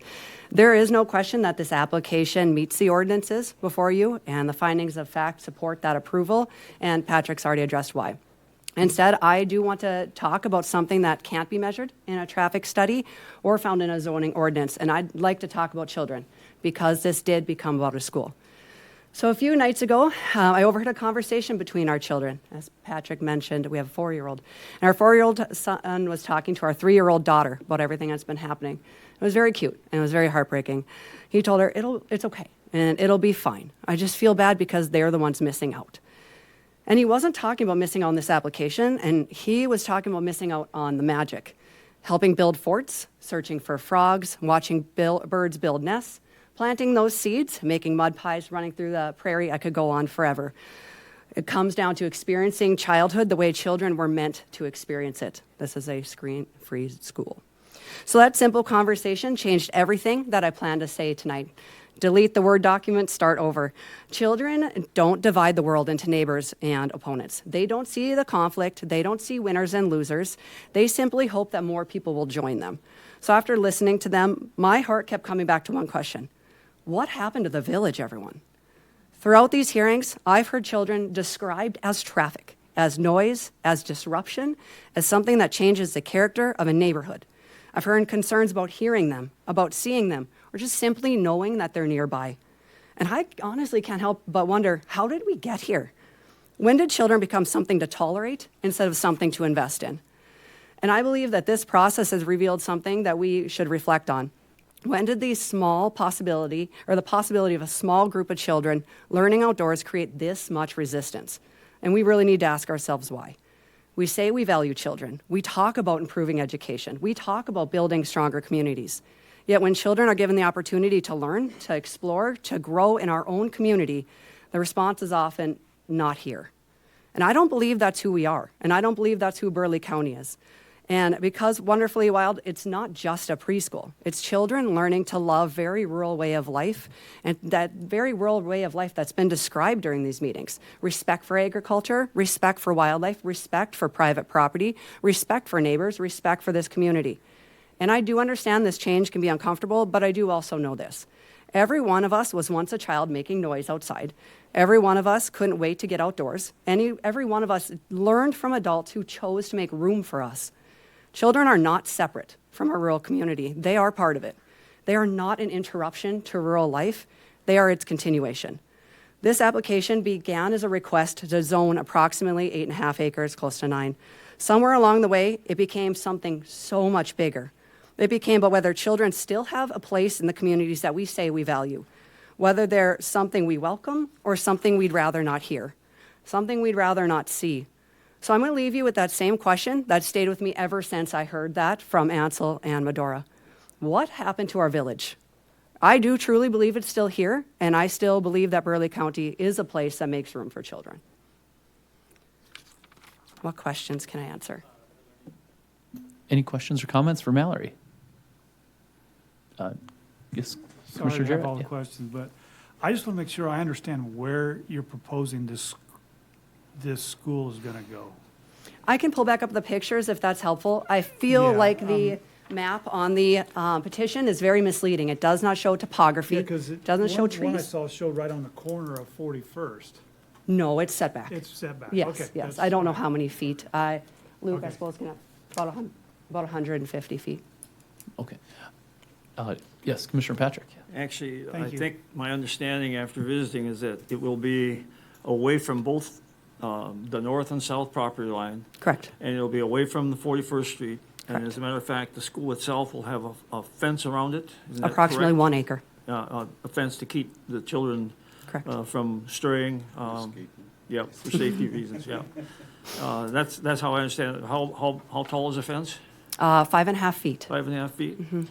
They're gonna have to be monkeys to get over it. And while we understand chain link isn't the best to look at, we're covering it in vines. I wish I could stand here up for hours and talk to you about all the wonderful plants. Wonderfully Wild is currently operated in Mandan, and how large is your yard? Right now it's a 4 acre. So while it was brought up last time that, an acre isn't enough to play in, I beg to differ. You should see all the things that they're doing in a 1/4 acre. Any additional questions or comments from Mallory?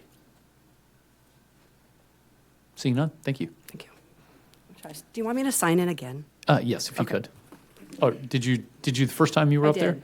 Then that's fine. Okay, Yes. perfect. Take mine. If anyone else would like to speak in this public hearing on the Claude subdivision and zoning change, please approach the lectern, let us know who you are, where you're from, and sign in. Okay. Sorry, do this quick.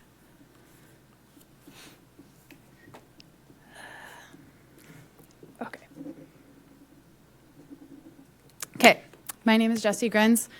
I live in rural Burleigh County, just northeast of Bismarck. To be honest, I don't really have a stake in this game I don't have a stake in the game, so to speak. I'm speaking tonight as a concerned citizen, if you will. I know of the wonderful Wild Nature School only because I'm a mother of 3, and after having my first son, my husband and I hope to seek out an education with more hands-on learning, a smaller student-teacher ratio, a lot less emphasis on screen time, and a lot more outdoor time. We looked into Wonderfully Wild as well as Naughton Country School. Ultimately, we settled on homeschooling, and that's an opportunity that not everyone in our community has. While I could stand here and tell you why I feel the school will be a vital asset to our community, that is not what we are here for today. The issue before you today is that zoning change request. After watching the meeting last month, I felt really compelled to come up and speak to you because while I have several talking points here, but what it really comes down to is what basis you all have for this request to be denied. Every opposition I have heard at this meeting or the meeting last is in relation to whether a school is welcome or not. I understand that plays a factor, but if these folks hadn't been forthcoming about their intentions, I assume this request would have been approved already. It is disheartening to see them penalized for being upfront about why they are requesting it to be rezoned. They were upfront and honest and willing to answer any concerns of the neighbors that, from my understanding, they don't even have obligation to do at this point.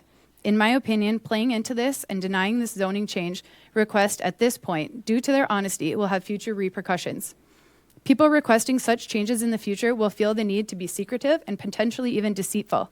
I feel like this will close off conversation amongst neighbors rather than encourage it. This lends for a community quick to get government involved rather than settling concerns amongst neighbors. I feel like this type of overreach pulls us further and further from the North Dakota nice I have always been proud of. Neighbors at the last meeting spoke against the rezoning, mentioned concerns such as fence being an eyesore. Correct me if I'm wrong, but regardless of how the property is zoned, agricultural or residential, they would be within their rights to put up a fence. Mr. Brittner, I believe at previous meetings you spoke about a fence that you were within your rights to build or to put up, and so then you did. I would assume that they should have that same ability. Another woman explained that she doesn't want to see kids playing outside. Is that really a feasible opposition relevant to a zoning change request? She noted her children like to swim in their pool and jump on their trampoline. I guess I'm curious if she asked her neighbors' permission prior to setting those up. It seems little of the opposing arguments are truly valid. The concern for personal liability if an animal were to get out of a neighboring property and injure a child would be due to the negligence of the animal owners, not of those requesting this change. It would be due to their adequate fencing, etc. The liability is there whether there are children because of the preschool or because of the family residing on the property. We moved out of town, lost my spot, sorry, to get as much of rural life as we could while still remaining close to Bismarck to commute for work. Our property butts up to cropland and a pasture with cattle on the other side of that. We chose our lot based on our view, and every year we see the farmer planting, we breathe a sigh of relief that we have at least one more year before it's developed. That's how development goes. Property near a city becomes more valuable as residential than it is as agricultural, and it gets rezoned, sold, and developed. It was mentioned that the location of this request isn't close to town, it is in the middle of nowhere, but at one time where I live wasn't just on the edge of town either. There are horses and cattle properties surrounded by homes on less than 2 acres. Bismarck is expanding, and that means that more homes will continue to be built, and you will need to go further out or buy a bigger chunk of land to have that deep rural feel. I understand the neighbors' concerns and desire to keep their view unobstructed, etc., but that isn't how it works, and quite frankly, I'm afraid of what can of worms this opens if a group of neighbors can get together and dictate what can and can't be done in someone's personal property when it truly doesn't negatively impact them or infringe on their property rights. Are there any questions or comments for Jesse? Commissioner Conley? Last name was Grenz, you said? Yes. Okay. Yeah. I'll bring it up in comments later if you don't mind. Okay, okay. Just to verify. Yep. Any additional questions or comments for Jesse? Okay, thank you. Seeing none, thank you. If anyone else would like to speak at this public hearing on the Claude subdivision and zoning change, please approach the lectern, let us know who you are, where you're from, and sign in. My name is Heidi Ryder. I'm one of the affected property owners. I do actually touch the property, as do a majority of those signatures that you have.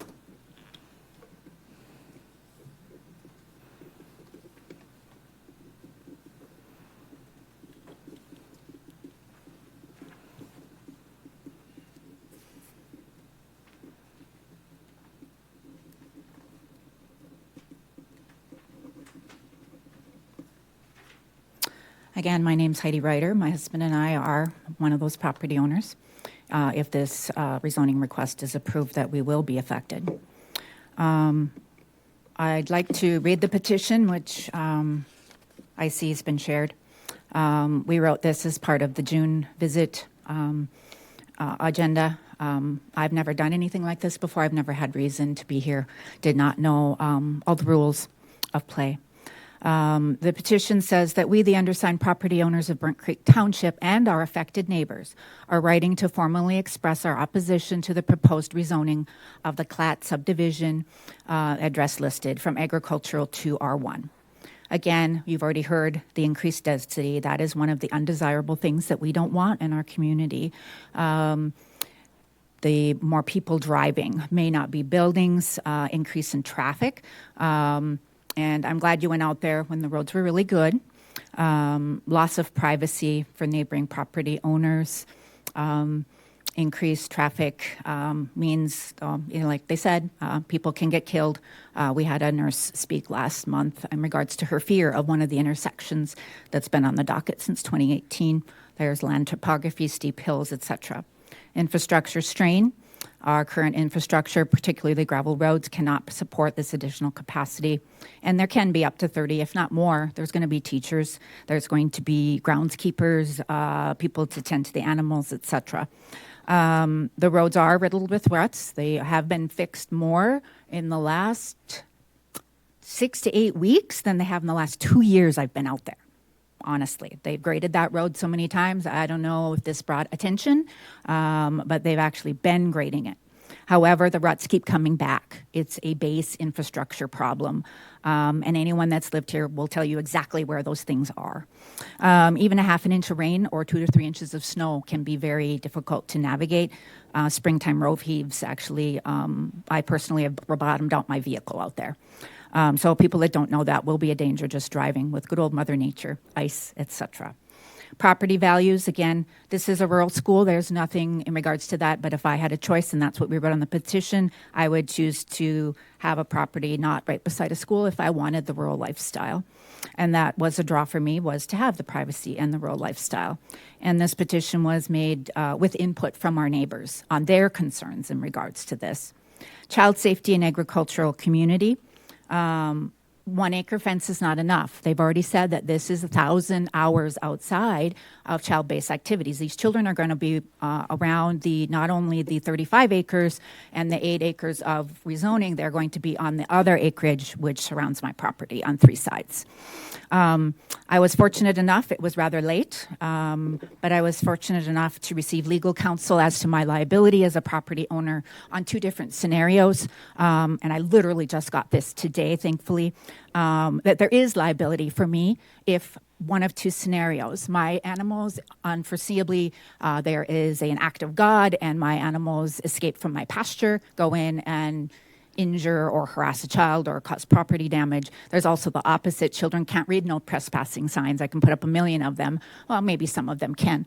But there is also liability if the child wanders onto my property. And it is not only my liability, it is shared with the school regardless of liability waivers and releases. I literally just received this legal counsel in regards to this, including North Dakota statutes, etc., and what would be anticipated if that position did happen. That will help me decide how much liability coverage I need for my home, because there will be several children enjoying the outdoors, which is great. I was raised outdoors, and I think that all of those people that have that do have that extra stuff. My concern is I have livestock. Again, there was over 50% of the people that actually touch the property have livestock. Myself, the cattle owner to the side who did not sign, but he has livestock, and unfortunately cattle get out. Whether you have good maintenance or not, they get out. You can have excellent fences, and unfortunately it happens.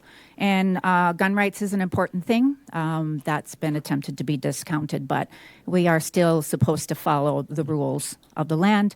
I can still shoot my guns, I get that, and that was on here. We have 30 signatures from people. Not everyone was identical adjacent to the property. We have about 85% of those people that are actually touching the property and where the children are going to be playing.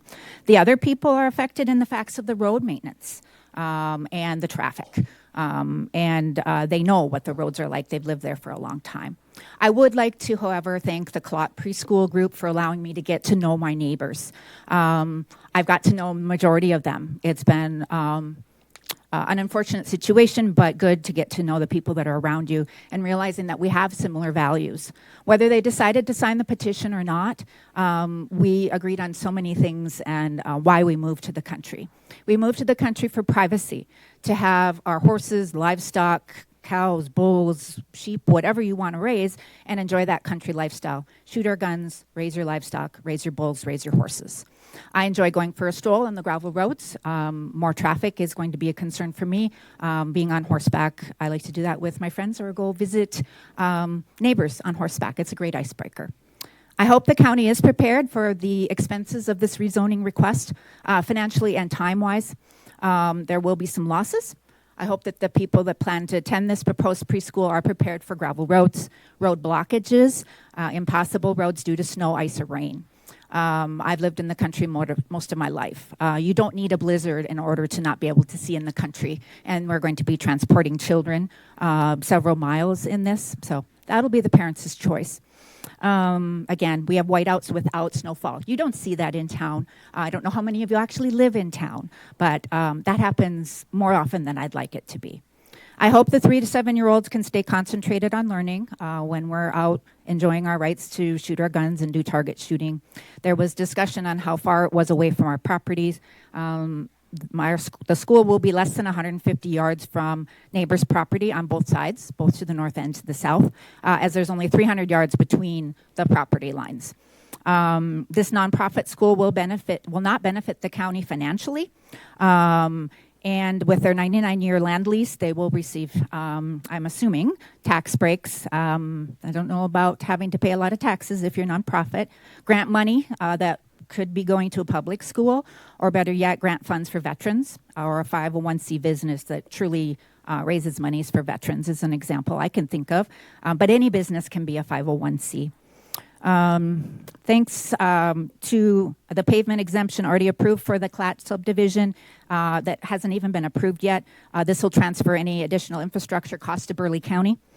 instead of to the loners requesting this R1 change. You guys were talking about not exempting the rules. Well, that was exempted before this was even approved. So that is still not a question that has been answered to me, how that is possible. There is already, as they identified, a wonderfully wild preschool in Mandan. Go ahead and build on there. I was reading some part, it's got like 8 acres. I don't know how much their yard is, but they have acreage.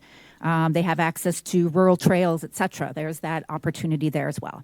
This particular rural county, Burnt Creek Township, does not want a preschool, doesn't want the traffic, the regulations that come with it, and the expense to the taxpayers and the county. The preschool or land zoning request has zero benefit for this community, and that is my opinion, but I don't see any positive benefits from a financial standpoint. I would kindly ask that those neighbors of mine that either are inclined to speak here, if they're so want to say something on their mind. Otherwise, I would like to have those present today that are against this rezoning request to please stand. So there's many people that couldn't come because of work obligations, etc. And myself included, we're all nervous about speaking in front of people. But the petition was a way for us to express our concerns, express our thoughts, and make our request. And unfortunately, our community petition doesn't seem to matter much to the commissioners. It didn't matter last time. It doesn't appear to matter much to some of you on this board as well, but it does matter to us. We are landowners. We are property owners. We have embraced the rural lifestyle. If the wishes of one landowner is more important than 85% of the people that surround this property and this property that's going to be used for the recreation of children, then I guess democracy is broken. The word of the few outweighs the word of the many. So I do have the legal recommendation for what the liability would be in those two situations. This is from the North Dakota Farm Bureau and their legal team, because I am very concerned about my liability. It is a small chance, but it is not zero. I have been kicked by my own horses who are tame. I have had cattle ranchers be kicked in the head and have to go to the emergency room because they were knocked silly. That's their own cattle. Mother cows are dangerous. I don't care what you say. They will protect their baby with their life. And I have very good fencing. I would ask that the neighbors who are going to have children on these 80 acres actually fence in their acreage. That would minimize my liability so that I don't look at millions of dollars in liability for a child that would wander into my property. Or heaven forbid, a tree falls down and negates my secure fencing at the moment, where an animal gets out and goes into the area where the children are going to be playing. That is truly a worry, and I've actually been up at night worrying about how much liability, checking with my insurance agent to see how much this is actually going to cost me on an annual basis to try to ease those worries. So that's a little speaking of the heart. I apologize, I went off my script. This is very passionate for me because I do foresee this liability. I've been a livestock owner my entire life. So thank you for your consideration. I am in opposition to this rezoning request for the personal liability that places on me and my property, my husband, my future family, my livestock, my way of life. So thank you. All right, thank you, Heidi. Any questions or comments for Heidi? I have a question. Yeah, Commissioner Jarrett. Yeah, go ahead. Chairman. Heidi, thank you for voicing your opinion.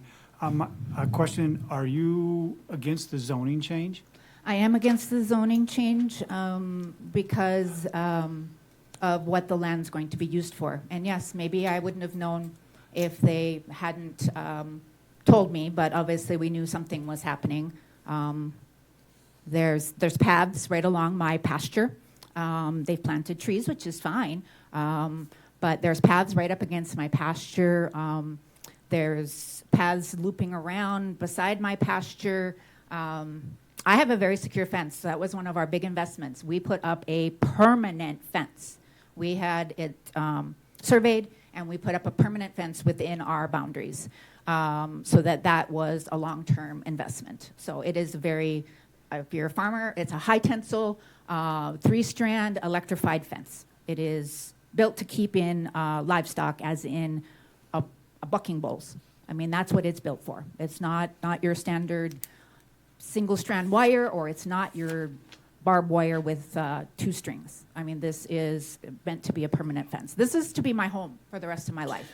And so my liability concerns are real in my mind. And someone can say they're not, but they are. And I'm so glad, and I will gladly share that if needed, the percentages of anticipated liability for the school, and they did mention in the legal document here of their legal advice is all it is, in regards to each scenario, and even if there was a liability waiver signed by the parents of the children accepting this liability, that will be negated in a court of law because children can't read signs, blah, blah, blah. It could be 70-30. They might have 70% liability for the school or the landowners where the children were and wandered into my property. I might have 30%, but 30% of 20 million is a lot of money. So, but it helps me quantify a little bit. You know, they gave me numbers. And I'm just saying 20 million. I can't put the price on a life of a child or permanent disability of a child. My horses are 1,000 pounds. Bulls, which are in the area, are 2,000 pounds. So they're big animals. They may not intend to hurt a child, or they may. I don't know. But regardless. Thank you. Thank you so much. Thank you. Yes, Commissioner Munson. Heidi, what color is your home? My color is tan. I hate it. If I was your neighbor, do I have the right to ask you to change the color of your home? I haven't changed the color of my home. Other people have changed the color of their home a few But times. if I don't like yours and I'm your neighbor, do I have the right to ask you to change your color of your home? I would say probably not. Okay, why do you have the right to tell them what they can and cannot do on their property? Because of the liability of my property. But The actions it's not on your their property. The actions on their property. Children cannot follow the rules. But it's not your property to decide. I have that liability. You have the right to have a tan house. I have the They have the liability right of to children build the around house that they without a want. fence. Go ahead and put a fence around the 80 acres, please. That But- is secure from livestock and children from climbing under my fence. Please. Do you have a school in the county or in the city that does not have a fence where the patients' play area, their play areas are? You know, Go ahead, Commissioner Bennett. I'm hearing a Yes. lot of speculation, right? Right. You know, and I have grandchildren, and I'll tell you a funny story about that some other time. But I'm just wondering, first off, do you have children? Yes, I have children. They're grown now, but I'm going to be having grandchildren in the very near future. Okay. Do you generally supervise your children? Do Or I would you- supervise my children? Would you, yeah, did you? I didn't have anybody for 2 miles where I was grown up and where my children were. So Okay, I guess my point is, these people are attempting to do something to care for children, right? I mean, when the children are in their care, with regard to this thing, it seems like the responsible adult thing to do would be to control those kids. You know, personally, if I'm responsible and they trust me with my grandchildren, and I'm so thankful for that, and I do every day work very hard to continue earning that. But when they're with me, I mean, I would die for them. You know, what would I let them run in front of a bull? No.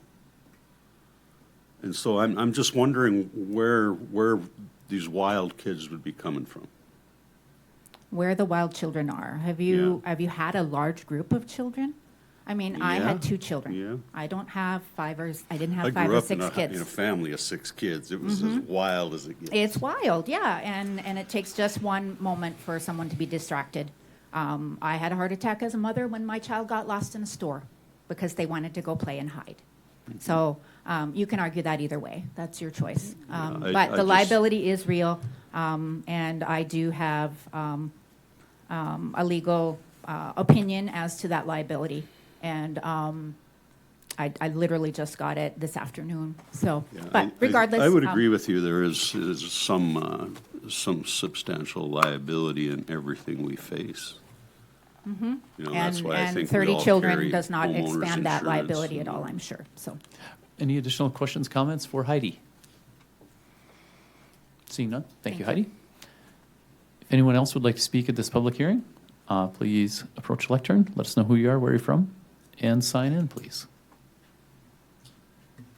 Good evening, John Doctor. I'm the neighbor to the north.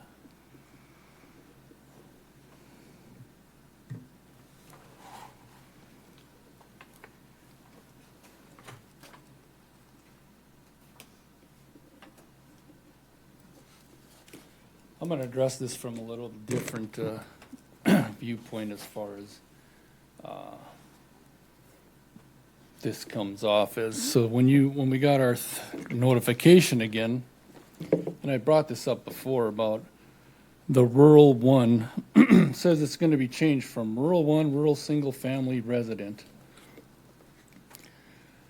When you go on and you look at the rural one single family zoning, it actually comes up, it shouldn't be considered single family resident dwelling, because it's not a single family dwelling. There's no home on this.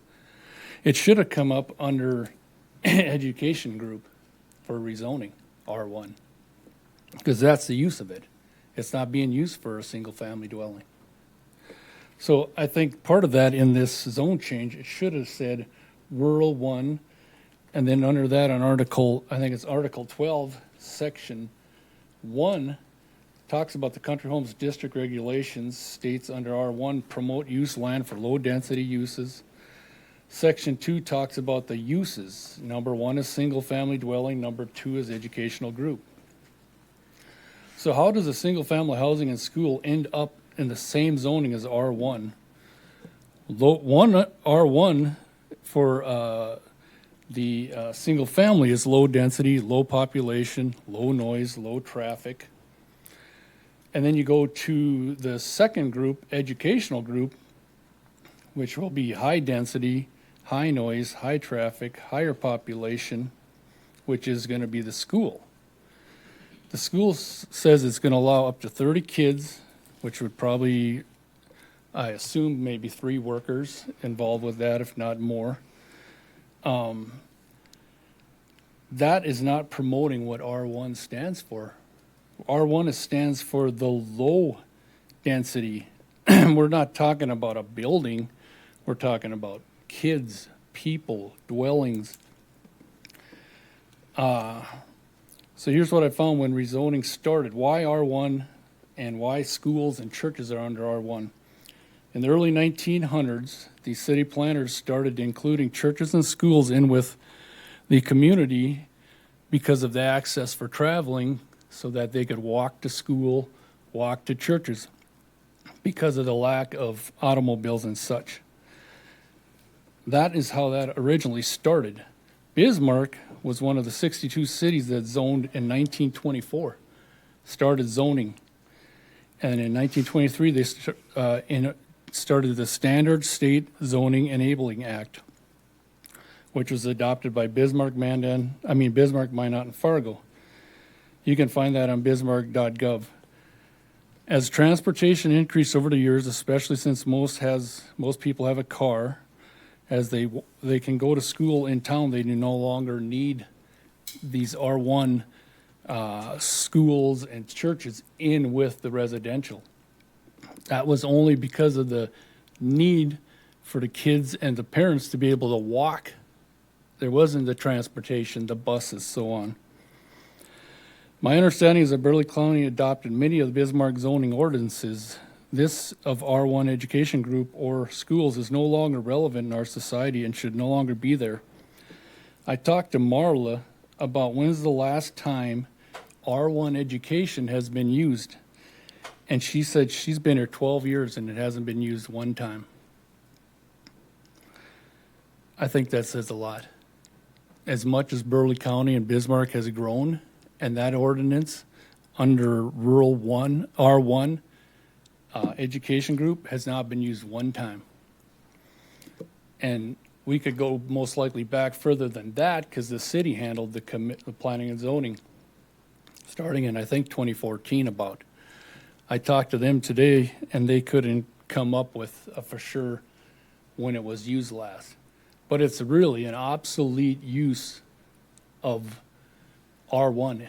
Same with churches, because that does not fit what R1 stands for, low density and snow and so on.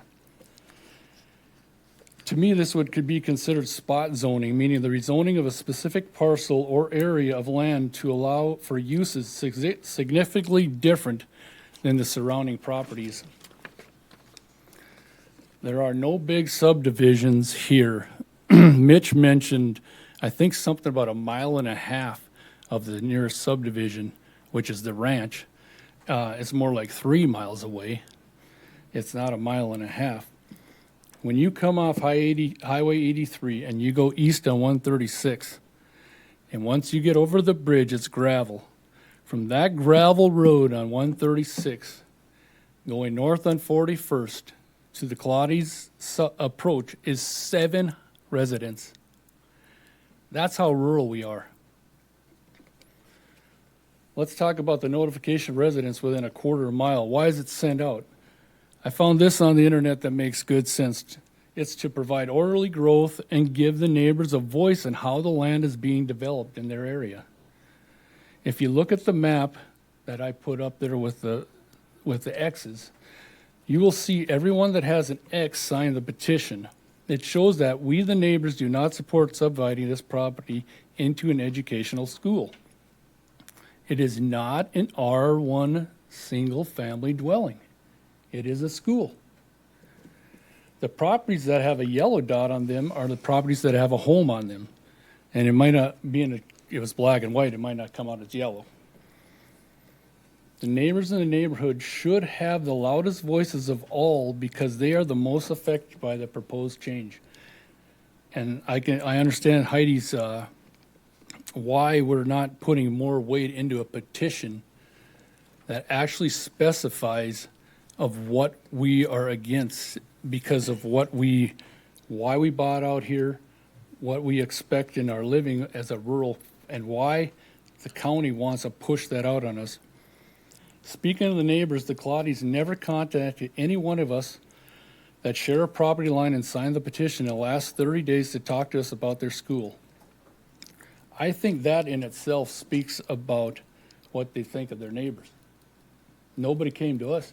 In fact, the last meeting, you got the best explanation of anybody of what they were going to do on June 10th, because none of us got anything close to that.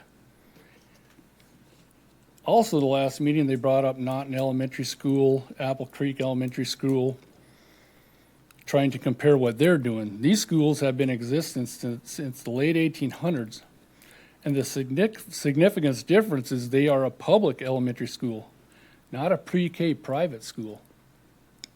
This school will not serve the community or the neighborhood and there's no need out there for us. What will this school serve? Our community, our neighborhood is 136th, 41st Street. How is that serving us when most likely those kids are not coming from our community? It's it's not going to be a public school. You have to apply to this school.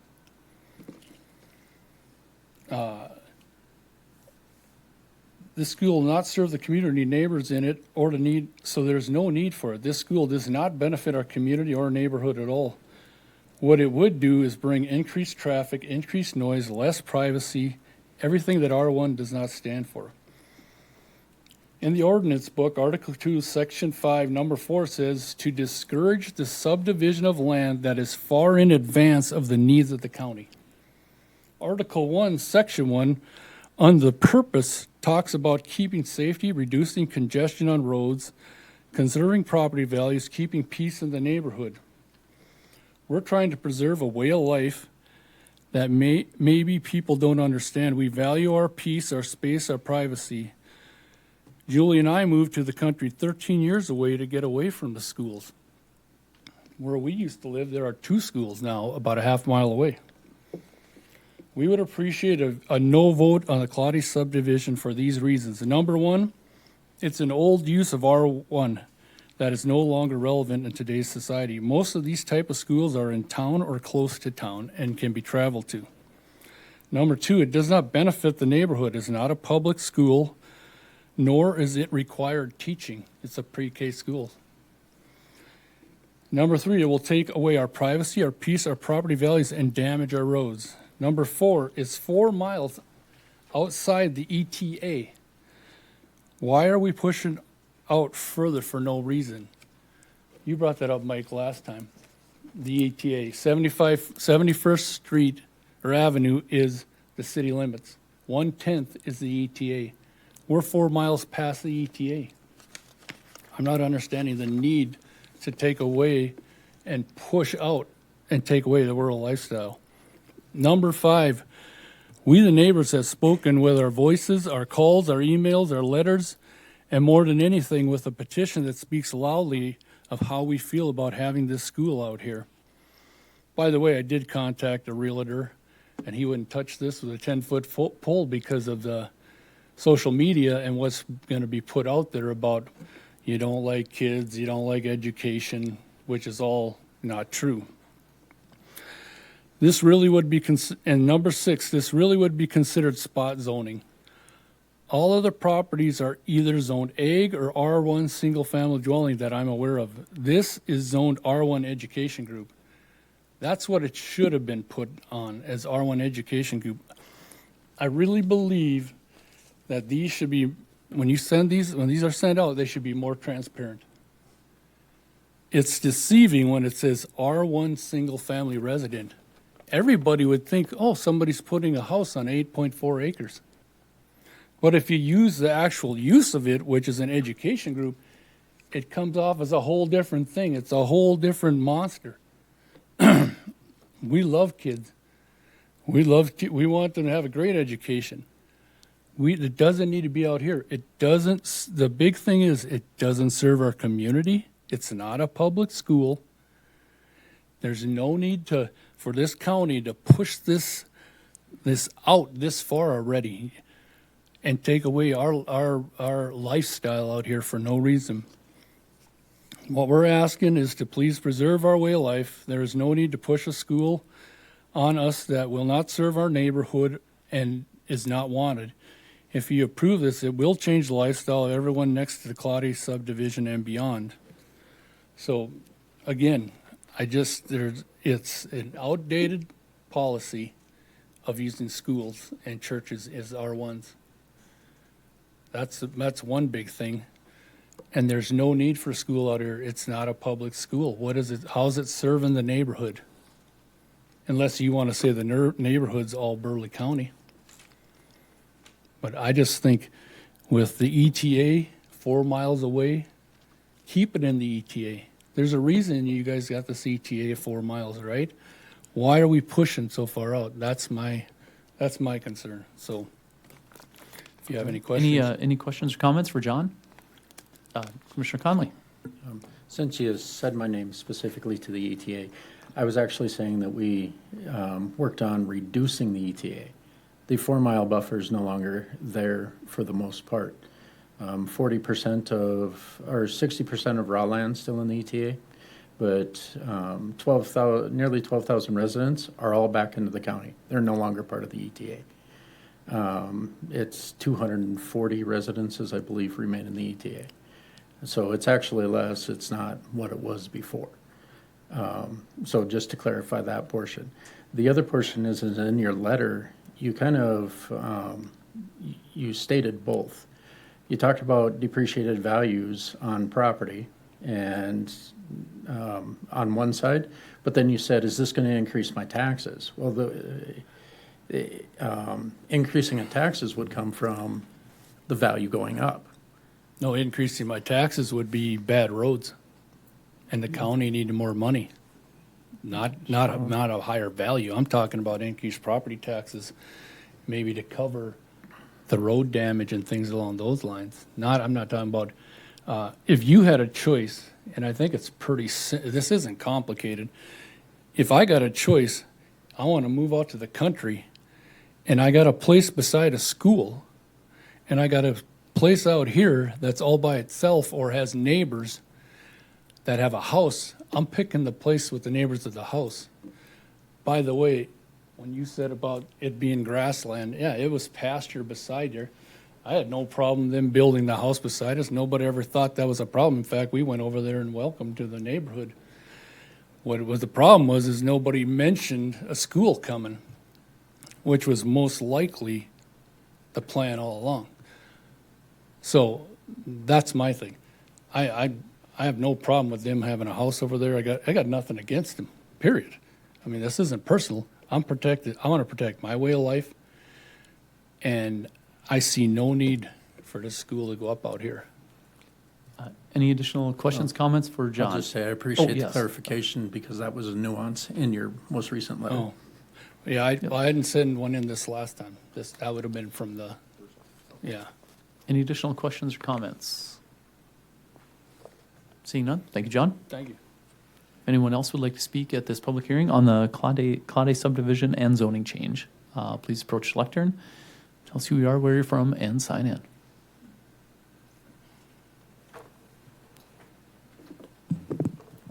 I'm Cassie Quintus. I am the director and main teacher of Wonderfully Wild.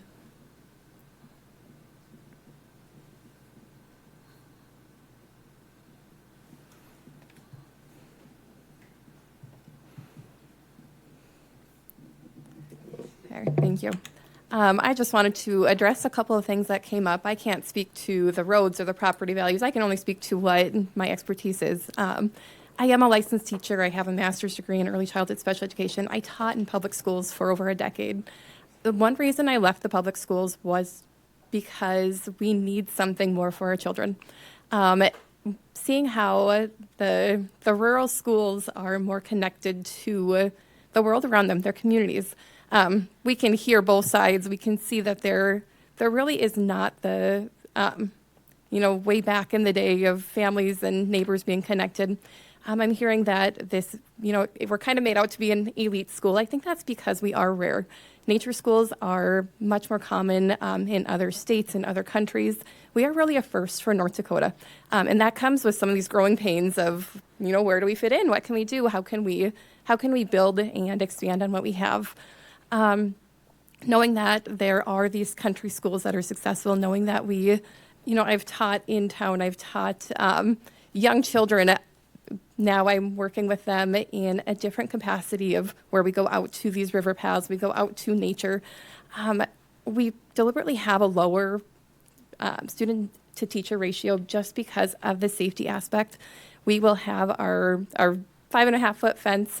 I work with students that have special needs. We take very specific precautions to ensure that our students are safe. I know that there is a liability. We have liability insurance too because you never know what can happen. But in my 18 years of teaching, we have never had a serious injury of any student in my care because we protect them with our lives. I mean, you see the teachers that protect their students from school shootings. We would hopefully never have something that is that extreme. But knowing that there are livestock, in pastures across the way, knowing that there are horses, fenced, and our students will learn that respect of, that is the neighbor's property. We don't go over there. And there are, so many things that are speculated. I think that anyone who'd like to have a conversation and know more about the nature school, I would love to visit with them just to show the benefits, to show the precautions that we take, to show that this is not something that is new and scary. It's something that, that's really exciting and that I love that we've started in our community and are hopefully expanding now.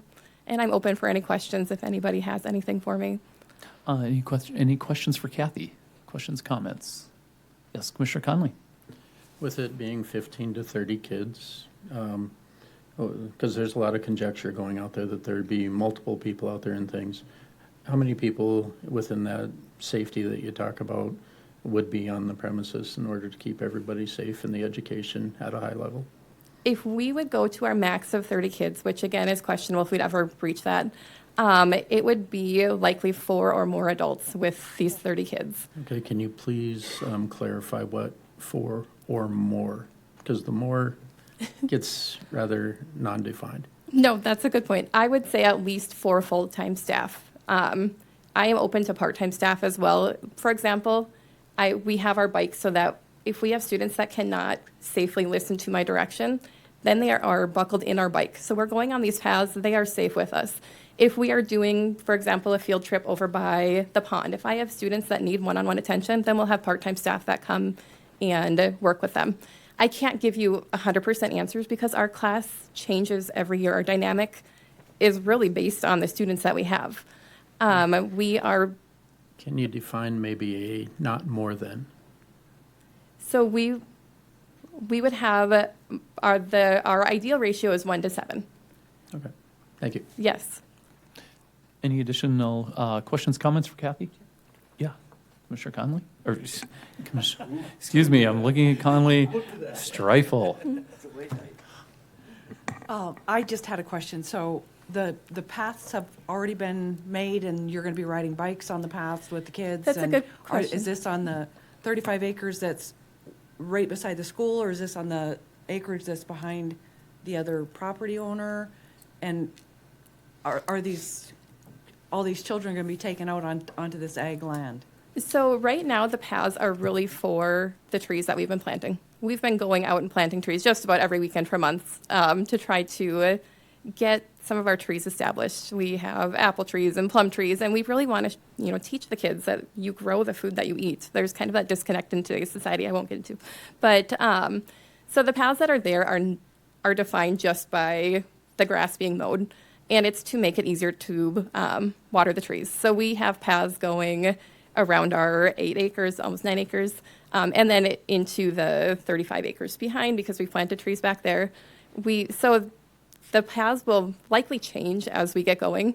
My bike can't do hills very well, so we will have to determine where the bike path can make the most sense, if that clarifies it at all. So we have paths for the trees right now. We will have more paths for the bike as we hopefully get into business out there. Okay, more questions and comments for Kathy? Questions, comments for Kathy? Why are you shutting it out? What's going on my hearing aids now? Commissioner Risch, did you have something? No, I didn't have anything. Okay, thank you. Yeah, and just so it's correct in is the it record, sorry. Cassie, not yes, Kathy? Cassandra, yep, Cassie for short. Getting them all wrong tonight. All right, Cassie, any questions or comments for Cassie? Yes. Seeing none, thank you. Okay, thank you.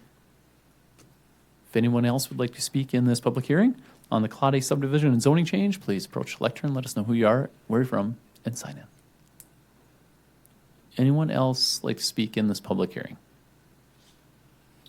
And last call for the public hearing. If anyone, yep, you can approach the lectern, yes. But keep it brief if you could. Sure, yeah. Patrick Claudy, the property owner, the one proposing. This is less for the commission, more for the folks that stood up. And it's more a question of what do you have to offer? John talked about that this educational facility has nothing to offer the surrounding community. But the people around us, they have talents. They have jobs. They have interesting jobs. Heidi herself, she's a pulmonary specialist. You don't think the kids would love to go over to Heidi's house or have Heidi come over and explain to them, hey, this is how the heart works. This is how the body works. This is something that we want to have our neighbors be involved in. Whether they choose to be or not is up to them. But the question I asked them is, what do you have to offer? You have something to offer. If we are sitting here and stating that I'm just going to take care of mine and forget everybody else, then I had a neighbor tell me that we're making enemies by doing this. That wasn't our intention. We're not trying to make enemies. We're really not. I just asked them to consider what they have to offer, because I believe that they do have more to offer. I believe they have unique talents. I believe they have unique jobs. I believe they have something that what we're trying to do here can find beneficial. And so I encourage them to think about that when they go home tonight, because we would really love to have them support us and be a part of something that, like I've said, we believe can make a lot of good and change. Any questions, comments for Tim? Seeing none, thank you, Tim. Thank you. If anyone else would like to speak in this public hearing of the Claude subdivision and zoning change, please approach the lectern. Let us know who you are, where you're from, and sign in. And this will be the last call for the public hearing on this subdivision and zoning change. Is there any reason that we would need to continue this public hearing?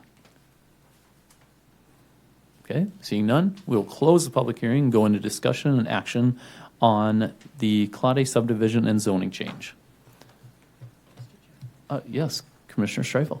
Chair, Commissioners, I just, being as I made a motion last time, I just kind of wanted to speak to some of the concerns that I had and just kind of share a little bit of my thoughts. The things that I struggle with are spot zoning, setting a precedence, because I actually also live on 41st Street, but I'm not as rural as this area. So on the road, the gravel road that I live on, there's 5 rectangle-shaped 40-acre plots, parcels. And if every single one of us decided to take a little corner of our land or a little piece of our land, let's just say 8, 9 acres, less than 10, so it wasn't ag, it's going to be zoned R1, and we got 5 of them right in a row. We got a single-family dwelling, we got an education group, we got a church, we got a golf course, and so now we've got 5 different properties where we're going to have a little spot in our land that's going to finance our way of life or for whatever reason. But that's where I have a concern, is that it sets a precedence where once we start with this, we're going to have trouble not saying no down the road. And I have 4 neighbors, all side by side with these long rectangles, all coming out on the same gravel road. So if all of us have our own little 9-acre piece, spot zoning, we're gonna end up with some concerns. I do have a concern with the activity on the ag land, because we went over and over that when we were going over ag tourism, and it wasn't something that we were in support of. And then just my last concern is that if we have 85% of the neighbors that really don't want this way of life or this in their neighborhood, it's concerning for me. So those were just my things that I was struggling with. I just kind of wanted to share that. And then I was also going to disagree with the comment that said the commissioners would have just stamped approval if we'd not known what this was for. But we've rarely just stamped approval for R1 being right in the middle of ag. That rarely just gets stamped, approval. There's a lot of questions that go along with that, because we're changing the use of the land and it affects everyone in the neighborhood. So I just wanted to share those things before we move on to more discussion. Thanks. Additional discussion or action? Commissioner Bittner. Thanks, Mr. Chairman. I've been involved in the planning and zoning in Burleigh County now for more than 18 years. I started on getting appointed to the City Planning Commission. And we've had a number of people mention what you just talked about with spot zoning. I think the difference in this case, based on my experience, is that this is actually included in our ordinances. This is not a new anything. So with respect to the comment earlier that it's something that's outdated and whatnot, I have really no response to that, because it's been in the ordinances well, certainly as long as I recall. And so I don't see it as spot zoning. And I think with respect to your other comment about, if one person wanted to do a school and another person wanted to do a church and another person wanted to do a golf course and another person wanted to do something else, isn't that what property rights is? Isn't that what I expect when I buy property, that I know the rules and I buy the property and I follow the rules? How is that different from you not wanting me to do that? I mean, I have rights, you have rights, and I think we need to evenly apply ordinances and not be arbitrary and capricious and all that sort of thing. We have to follow, our responsibility as commissioners. really is to follow the laws and the ordinances and whatnot, and make determinations based on, does this meet ordinance or not? You know, I would have really preferred that this subdivision did not go in north of my property. I would have rather not spent hundreds and hundreds of thousands of dollars buying land to keep it further away. But I did, but I didn't try to stop the subdivision. I just kept it a little further away. And so, you know, while I didn't want to see it, I certainly couldn't be one to stand up and oppose it, because I didn't own it. Thank you. Yep. Mr. Chairman. Yeah, Commissioner Patrick. Well, I think that decisions have to be made based on what is said in the ordinances, not on feelings or emotions. And I think that's one of the problems that we have here is people are emotionally involved as opposed to looking at what the rules really are. Some other concerns, you know, people talk about, I saw last month's meeting, there was a discussion or talk about no wildlife. Well, I gotta tell you, I live on just 2.2 acres in a development north of town. We have deer, pheasants, we have all those animals going through there. See them every week, at least, at a minimum. Turkeys. I wish somebody'd come and shoot some of them. But, you know, what I do on my property, because it's R1, what I do on my property is my business, and I agree with Commissioner Vischer. So I'm going to make a motion that we approve the Claudia R1 subdivision and send it to the county commission. Second. Subdivision and zoning change? Yes. Correct. Yes. Second. It has been moved for approval of the Claudia subdivision and zoning change by Commissioner Patrick, seconded by Commissioner Munson. No. Conley. You're getting the name wrong it was. again. There you go. Oh, sorry. I thought But it I was, got I more thought it to was you. Yes, Commissioner You just Conley. beat me to it. All right, is there any discussion on the motion? I'd like to add to Yes. it a little bit, but I agree. I was a little bit remiss in the fact that the petition was shared last month, and there wasn't a copy provided to us since we tabled it, and that I did go out there on 4 different occasions. One of them was a rainy day, per Commissioner Streiffel's suggestion. I did also reach out to the people I could, and I appreciate for the ones that discussed things with me. I'm not going to state names because they're neighbors, and I mean, we don't need to make it worse or anything, but one did share with me that when the petition was brought, they didn't read the petition, but the primary part of the conversation was about hunting rights, and that's the only reason they signed the petition. When I mentioned kids, they said they were all for kids. So not having the petition ahead of time, that creates some heartburn for me. I talked to another person, and we talked lengthily about a lot of different things, and it went down, and that comment came as, I just don't want kids near me. That hurts my heart a little bit too, and that gets into the emotion. There's enough findings of fact, like Commissioner Bittner and Commissioner Patrick mentioned, to where I don't know how we would say that there's reason to not approve, but as far as how we are as a community, how we try to grow to those better places, sometimes it's the people that come up with the idea that makes us unique to where we can grow into the better, instead of just shutting down everything that comes near because we fear that change. We have a lot of challenges within our school system. I was a foster parent. I know other foster parents, and we got big challenges, and this is the impressionable ages 3 to 7. I think this is worth the swing on that regard. Off tangent there. Is there any more discussion on the motion? Commissioner Munson.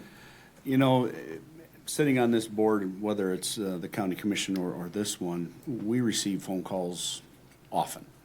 And this subject is probably, I've received more phone calls on this than I have on others in the past several months.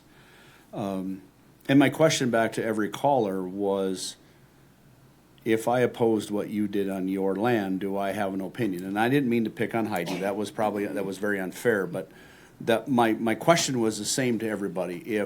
If you raise cows and I decided I was your neighbor and I decided you should only raise sheep, do I have that right? And every one of them responded, no. Well, we get back to property rights and personal property rights, and I think that's the most important part here is I appreciate everybody's opinions and everybody's desire for their property, and that's our job, is to protect their property rights. No different than the Claudies. And so I support the do pass recommendation. Is there any further discussion on the motion? Any further discussion? Seeing none, we'll move into a vote. Marla, if you could take us through a roll call vote on this? Okay, the motion is to approve the subdivision and zoning change. Commissioner Munson, Yes. Commissioner Patrick, Yes. Commissioner Rich. We might have lost him. Commissioner Small, Yes. Commissioner Streifel, Yes. Commissioner Bittner, Yes. Commissioner Conley, Yes. Commissioner Jarrett, No. Chairman Agnew, Yes. and without Commissioner Rich, it's 7-1 for. The Claudia subdivision and zoning change will go to the county commission with a due pass recommendation. That is all of our hearings for the evening. We'll move into our other business. We have a moratorium that we'll be considering tonight. That is a data center moratorium. And looks like Mitch will give us a little more information on that.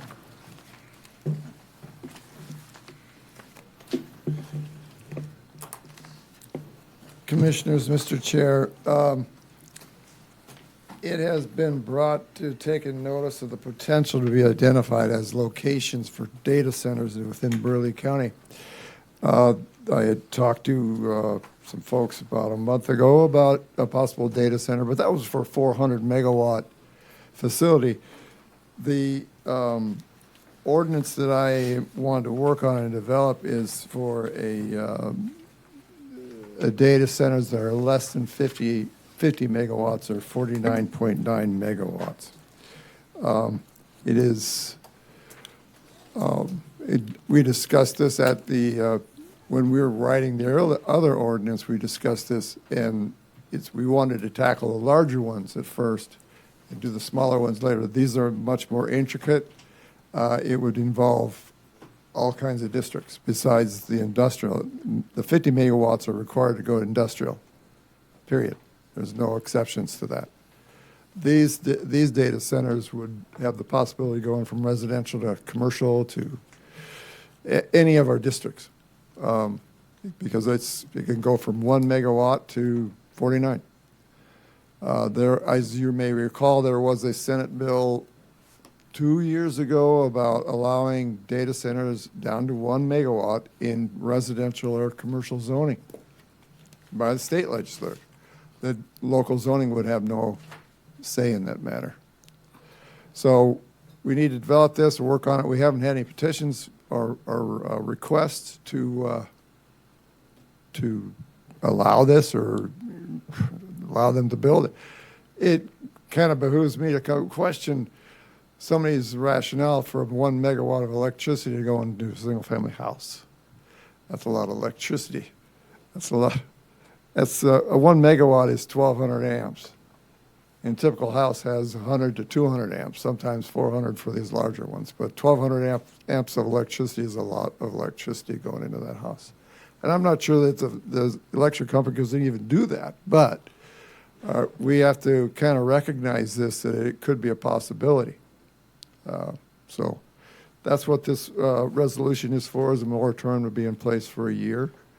And I apologize, I made a mistake on this resolution, I'll change it for the county commission, but it's less than, it states less than 100 megawatts. It's supposed to be less than 49.9 megawatts. Okay, so less than 49.9 megawatts. Because the existing ordinance is 50 megawatts or more. Okay, so this moratorium would be only for anything under 50 megawatts. Anything 50 megawatts and more is already covered by our Is already covered by our ordinance. This moratorium does not affect that. Exactly. Okay. Just want to be clear on that. Okay. Yeah, questions for Mitch? Yeah. Yeah, thank Go you, ahead. Mr. Chairman. Mr. Chairman? Oh, yeah. Let's go Commissioner Risch. Okay, thanks, Mitch, for bringing this up, and I'm all in favor of it.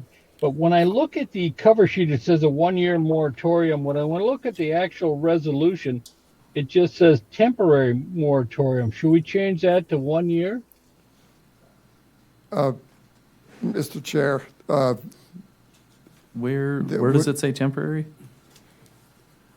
On the, now for there be resolved on the second page. Oh, Be the first, sorry. the first sentence, second line Got on your it, paper. got it.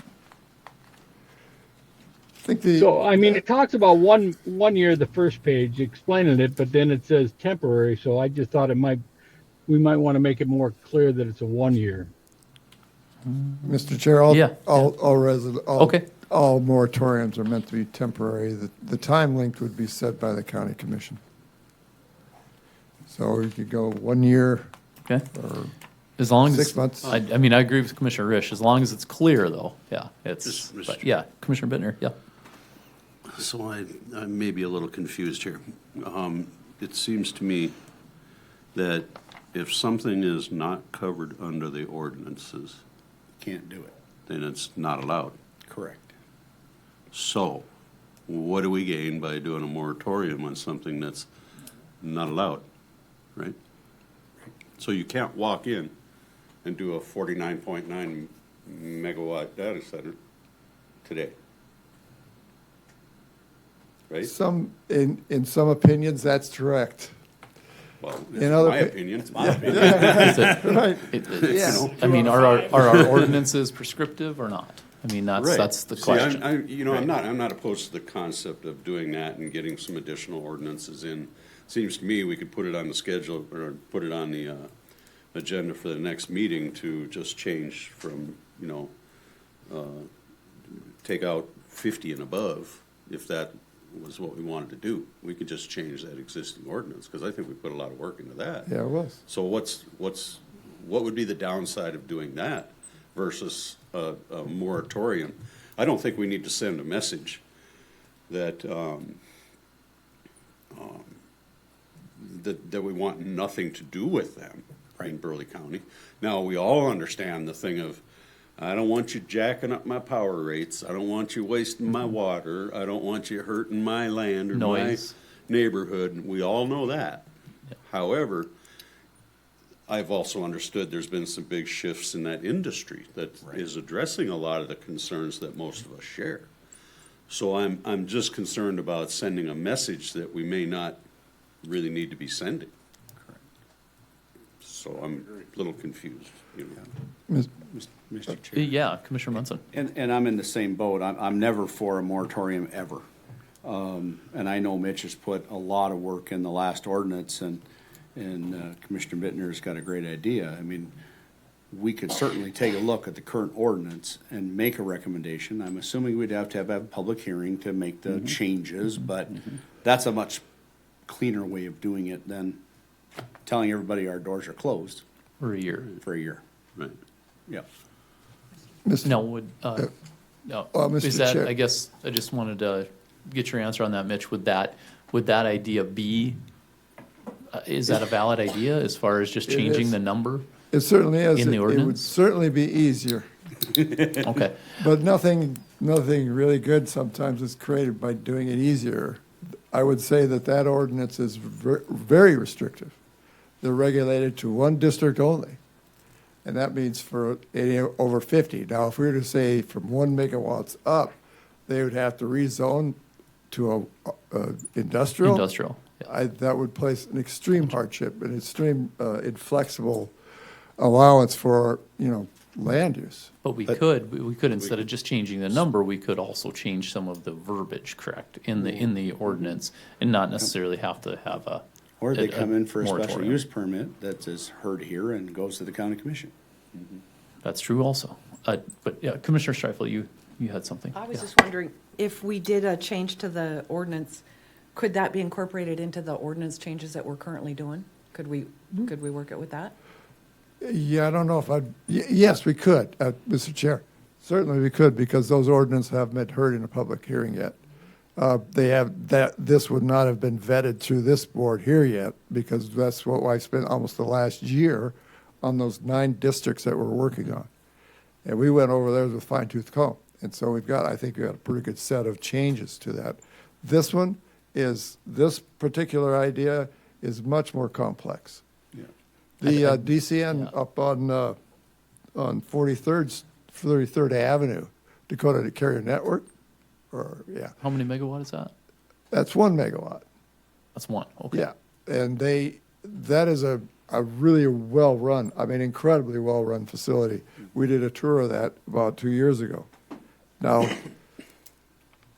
we have to, for those type facilities, I think that we should have an ordinance that fits that, and it allows it.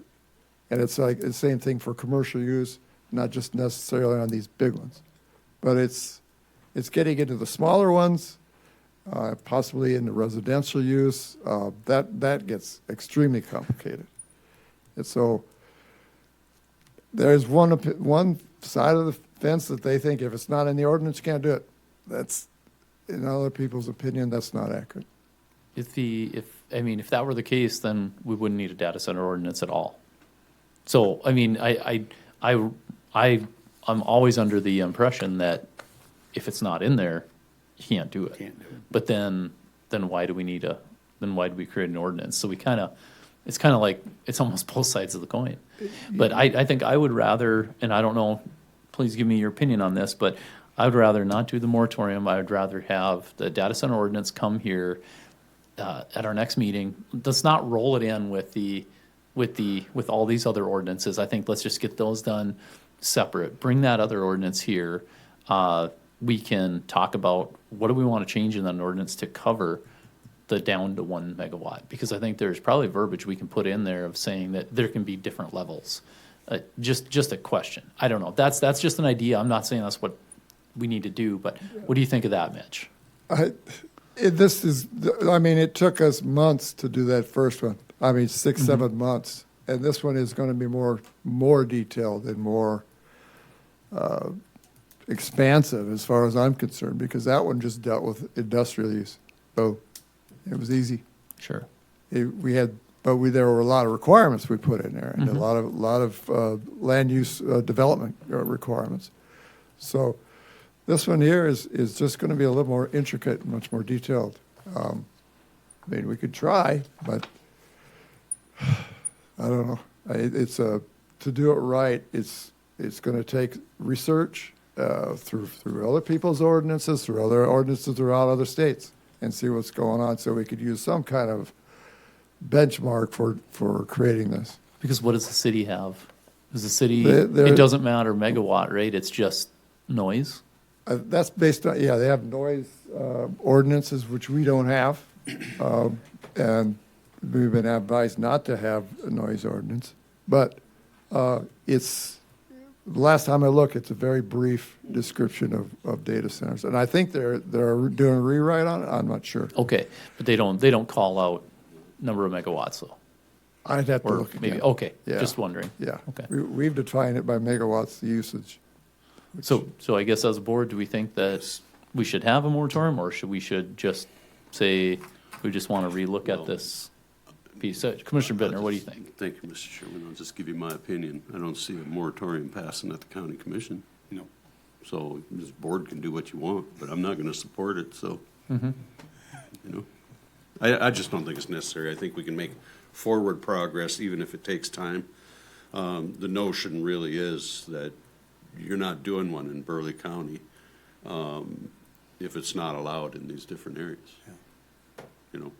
Sure. And until we get through the ordinance process, I think it's an automatic moratorium. Okay. Mr. So Chair. sounds a bit, yeah. Go ahead, Commissioner Conley. Chair, Mitch, on like the residential uses and things, kind of curious too, how much water would be necessary based on those home settings, because I know in Bismarck that's not something we discussed, but it'd be interesting because you get above 8 units of water in Bismarck, you're paying some money. It adds up really quickly. So, in your investigating, I'd be interested in knowing about that. That's, Mr. Chair, that's a good question. The question that brings to my mind is what happens if somebody comes and makes an application? They're not in the ordinances, You would have to be treated as a special use, correct? Or, I don't even know how you would do that. They would have to try. They have to try. Try, but if it's not even called out as a special use, then Right. I mean, it's just kind of a moot point. just not allowed. Yeah. I mean, we've done a lot of things. We've done a lot of things over time to where somebody comes up with something new and we go, well, we put an ordinance together so that they can do it, The same thing happened with wind turbines, although I really can't stand those things. But, it was a property rights thing for me. And, some people wanted them because they were getting paid for it. And well, who am I to say no? But when we had meetings, they had attorneys, and they go, well, if you're not going to let us move ahead, then we're going to take you to court. And I said, well, okay, go for it. Because it'll take us, 6, 8 months, maybe a year to get an ordinance put together? But it's going to take you 4 or 5 years to sue us in court. What do you want to do? Right. How about we proceed with the ordinance and make it so that everybody's on the same page? Threats of lawsuits and whatnot really don't sit well with me anyway, because I don't buffalo worth a dang. But, we do respond to these new things, and this is certainly a new thing. Yeah. And just like Commissioner Patrick just mentioned, another thing is going to be these, what did you say, neighborhood, you go ahead. Well, what they have is probably by 2032, you're going to start to see, small radioactive reactors put in neighborhoods that'll serve a neighborhood and provide electricity to that neighborhood. Microturbines, yeah. And they're going to be small modular reactors is what they are. I've been involved in that discussion before, with my job, and it's going to happen. Just like right now, So one of the things things that's happening is they're talking about, in fact, in North Dakota, they're talking about nuclear reactors in North Dakota. Nuclear reactor or nuclear energy is one of the safest forms of energy we have, by far. So what I'm hearing is no moratorium. If you need a motion, I will move to deny the request for moratorium. Second. All right, it's been moved and seconded to have no moratorium on data centers. Any discussion? Seeing none, all in favor say aye. Aye. Any opposition? Hearing none. No, Okay. I do want to say, I want to see us moving forward on those changes now. Yeah, exactly, Right. on the I mean, changes to that the does ordinance, not- correct. Do not put that conversation or that effort on hold. Right. Okay. Mr. Chairman? Yes. Yeah, I lost contact before.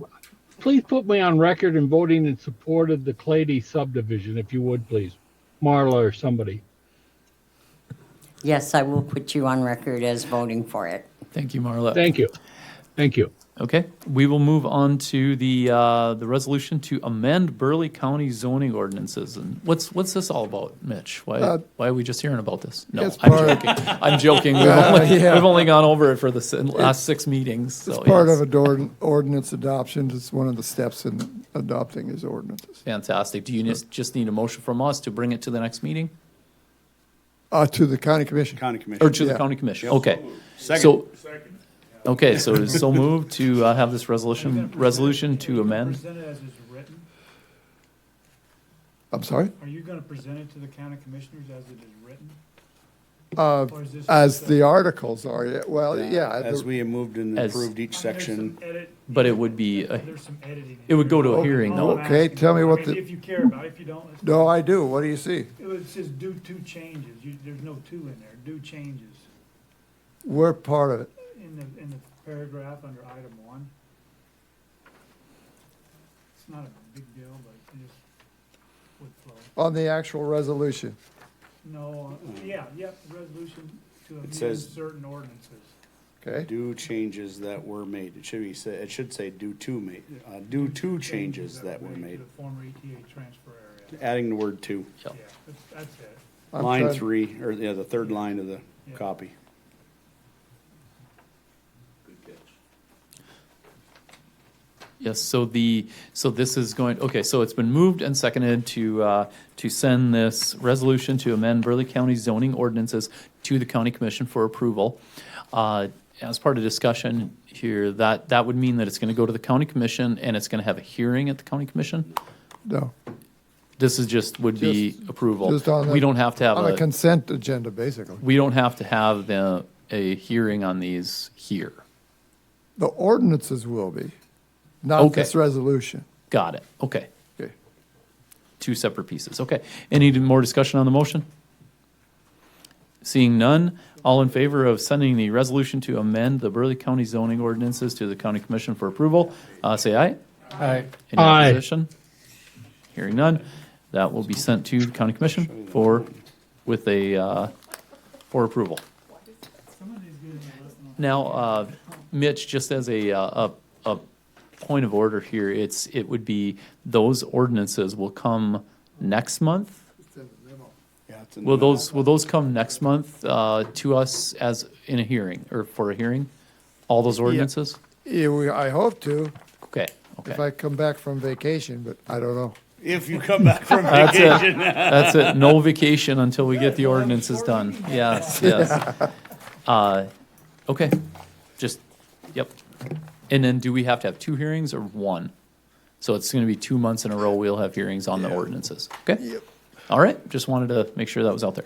On to other business. So we have a line item for discussion on Baldwin Greenhouse. Correct. Yes, can you take us through what you're looking to learn here? Okay, so, the complaint, this started from the complaint from Jamie Feist that was sent on June 14th. That created a discussion with Julie Lawyer, Kelly Laban, Commissioner Munson. Jim Holm was there too.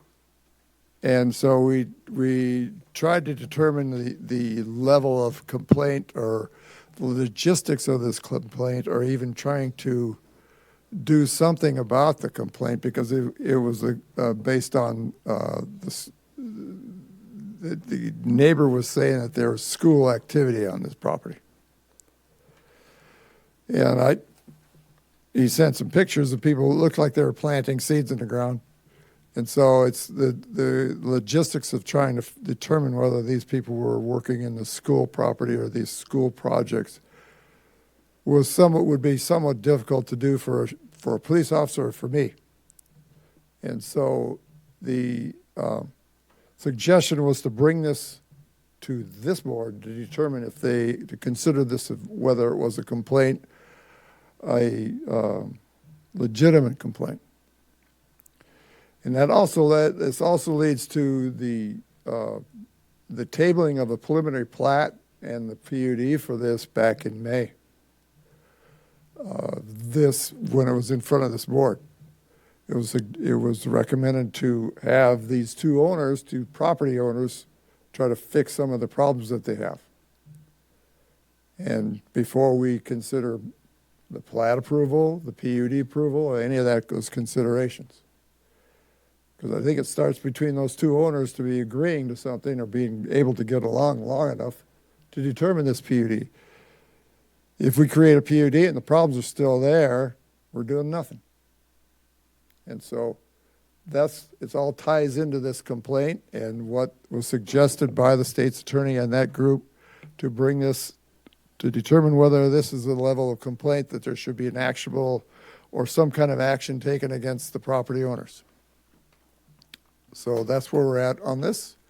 I would like to see if we could get through this and see if these two owners can explain their positions, or whether or not we should take that out of the tabling of that preliminary plat to recommend it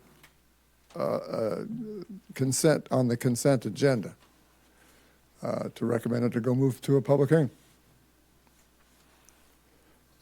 And Mitch, as part of the PUD that we had considered, as I remember, was there something with an easement that needed to be finished or pursued? And then I believe there was a fence that was in that PUD, correct? There's a requirement for a fence. Or a privacy fence yeah, and an 8-foot easement, right? solid fence as a buffer. Or the second access, I mean, I shouldn't Well, the say easement, second but the access, the owner of Baldwin Farms had initiated that. We didn't request the second approach. We did not, it wasn't part of that review or requirements at the time. So the owner was using that as an access, and they will say, okay, so let's get the access drawn on the plat as permission from that neighbor. Okay. And we don't need the actual easement. We just need the document number so we can put it on the plat. We can draw the easement on the plat, and then would be the second entrance. There are questions right now that I have out to county staff to whether or not this subdivision of this property would require a second exit because of the number of parking, the access for emergency vehicles, a turnaround area for the emergency vehicles. On that PUD, it was required to have on-site parking. And so there was some parking logistic problems on there on some of the sales, large sales, like the Mother's Day sales and the Father's Day sales, where the people were parking on 201st Avenue. And that's technically not supposed to be. If you're in a business, you should be providing Gotcha. Off-street parking. Off-street, yep. And that's one of the requirements of the PUD as well. Okay. So with all that parking, logistically, we're going to figure out how they can get those cars in and out of there. Okay. And 911 vehicles in there and that sort of thing. Yeah, Commissioner Patrick, you I have just something? have a question to the commissioners. How many of you have been out and visited this location? Okay, there's four or five of us. I was out there just this morning, and Jamie Feist has done, I think, made quite an effort to isolate his animals from the activity next door. It appears from discussion that some of the activities going on there is, in my opinion, it could be harassment. And so I think there needs to be more investigation as to what's going on. So. All right, Mitch, anything farther before or I guess, what do you need from us? Well, yeah, that's a good question. The idea is that we're trying to get to this PUD and this public hearing and this plat approval, trying to get to there. And we're trying to guide this thing through. And if we have problems with these two neighbors right now that involves the police and investigations, how are we going to get past this PUD? Are we going to, even if we do get the PUD approved, will this behavior still continue? Mr. Chairman? Yeah, Commissioner Risch. Yeah, I'm just asking a question for Commissioner Patrick. Who's harassing who? You were out there. What's going on? The animals are being harassed. So ultimately, it's actually a liability on the property owner with those animals. And Commissioner Streifel, what did, you had something? Oh, so did we not table it for the easement? I thought that without the easement, there wasn't really a point That moving was one of the forward. corrections on the plat. That was they had drawn it on there. We just didn't have the document numbers. But there was also comment made that these owners need to figure out these problems that are continuing. So this is coming from the state's attorney, from the group that you got together with, that we need to, They want this board here to determine if this is a complaint, a legitimate complaint, and what to do about, what will this board do about it? so if there's a PUD, there will be rules and things that will need to be followed, or what? Or the PUD gets revoked. There'd be a cease and desist order, and here we go down the road. So just to close up on this one, the easement and second access thing has been taken care of. It hasn't been taken care of, actually. I think that the next door issue. neighbor, the neighbor that was talking to them about this easement is not willing to sign this now. Okay. So I talked to Justin. so do you, Almond. so Mitch, do you want us to, But that's do not. you want us to call, yeah, That's not the critical Yep, part of this. Exactly. Do you want us That to is a- call the two neighbors up and hear from them, or what do you wanting us to do? I mean, I feel like we're being asked to do an investigation here.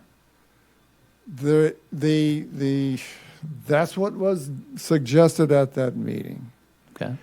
The logistics of trying to go out there and question people, whether they're on this farm, working for small farms, incubator Yeah, farm. yep. We'd have to get a search warrant. Well, first off, you can't get a search warrant without a criminal activity. Number two, how am I going to get on that property to ask him? And even if I did, what would I do? Are you doing the strong farms thing here? And I'd have to get an affidavit from him? The logistics yeah, of this is Commissioner just Bittner. Hang on. difficult. Mitch, you do realize there's a section in the law, of course, I'm not an attorney, but there is a section in the law that as a government official, you have the right to enter property to do your duties. That's a right under state law. I'd have to look at that on the century code. Yep. Okay, well, we'll talk about that, but it's, even then, to question them. So you want us to determine, or it was asked for us to determine the legitimacy of the complaint? Yeah, and I mean, it's on Right. both sides. I think Okay. honestly that the harassment of the deer could be on the Baldwin greenhouse side. But the responsibility of taking care of those deer is on the owner's side, the Jamie Feist side. So we talk about property rights. There comes a responsibility with property rights. You can't expect other people to take care of your deer for you or to be quiet around these deer. It's a consideration that, if Baldwin Greenhouse wanted to do cross motorbikes out there, they can. You think deer would like that? How could you stop them? It's the idea is that if you're raising something, it's your responsibility to protect that, not the neighbors. Now, this harassment is a different. This harassment from people onto Jamie's deer, that's a different story. If it's deliberate harassment and trying to kill these things or whatever, that is definitely a violation. Or if they're on his land. Or if they're trespassing. Right, exactly. And that was a complaint for many times was a complaint. And I asked, well, where's the survey so we can know from a criminal perspective, do we know who's crossing that line? And there was no survey made until Justin Almond created it with this plat. We had no idea where those lines were. Commissioner Risch, you had something? Yeah, I was just going to comment, and I agree with Mitch there. I mean, if you got your land, he's raising these deer. I don't know what he's got, 40 acres or 80 acres or whatever. He wants complete silence from all his neighbors. And I'm going, wait a minute. No. I'm on my land. If I'm on my land and I want to shoot clay pigeons in the back of my land, that's up to me. As long as I'm not shooting them over the property line, this, that, or the other. The idea that he's demanding complete silence, the problem I think it is, he needs a section of land and put the deer in the middle of the land in order to protect them. He doesn't have enough land to raise those deer. So, I don't know. The idea that we're going to restrict all his neighbors from doing whatever it is they want on their land, to keep complete peace and quiet so his deer don't get disturbed, I don't think that's fair and it's not right. But I think as part of the PUD, it was in there about a privacy fence, correct? I think it was like an 8-foot privacy fence or something like that, Sure. right? Yeah. Including a landscape buffer too, Mr. Chair. Right. So landscape buffer, but obviously we can't, I don't think you could put anything in there about noise unless it was after hours. I know we have done that before, is that saying in certain hours you can't. We've done that with event spaces and agritourism and all that. But yeah, well, that wouldn't be allowed here, but the noise is based on complaints. We don't have any ordinances. Mm-hmm. But if they're using noise as a nuisance against the neighbor, then that's against the law. Mm-hmm. Commissioner Conley, yeah. Well, this has been a long discussion with a few different uses of the property, but I do remember even asking the first go-around to Mr. Feist on the corn maze discussion, if he could, if the people presenting the corn maze, just for that first year, if they could stack round bales 3 tiers high, and that would, I mean, there's some depth to it, there's some sound, that'd be far higher than 8 feet. And yeah, the comment back was no, kids climb on them, I just don't want anything like that. So that's kind of telling. The 8-foot fence, I think we dismiss the complaint and move on to the PUD discussion, because that's actually what we're here for, and that's my motion. What is the complaint? Can you? It was a complaint sent to all you commissioners on June 15th. It's this? This is the complaint? It's this one. Or?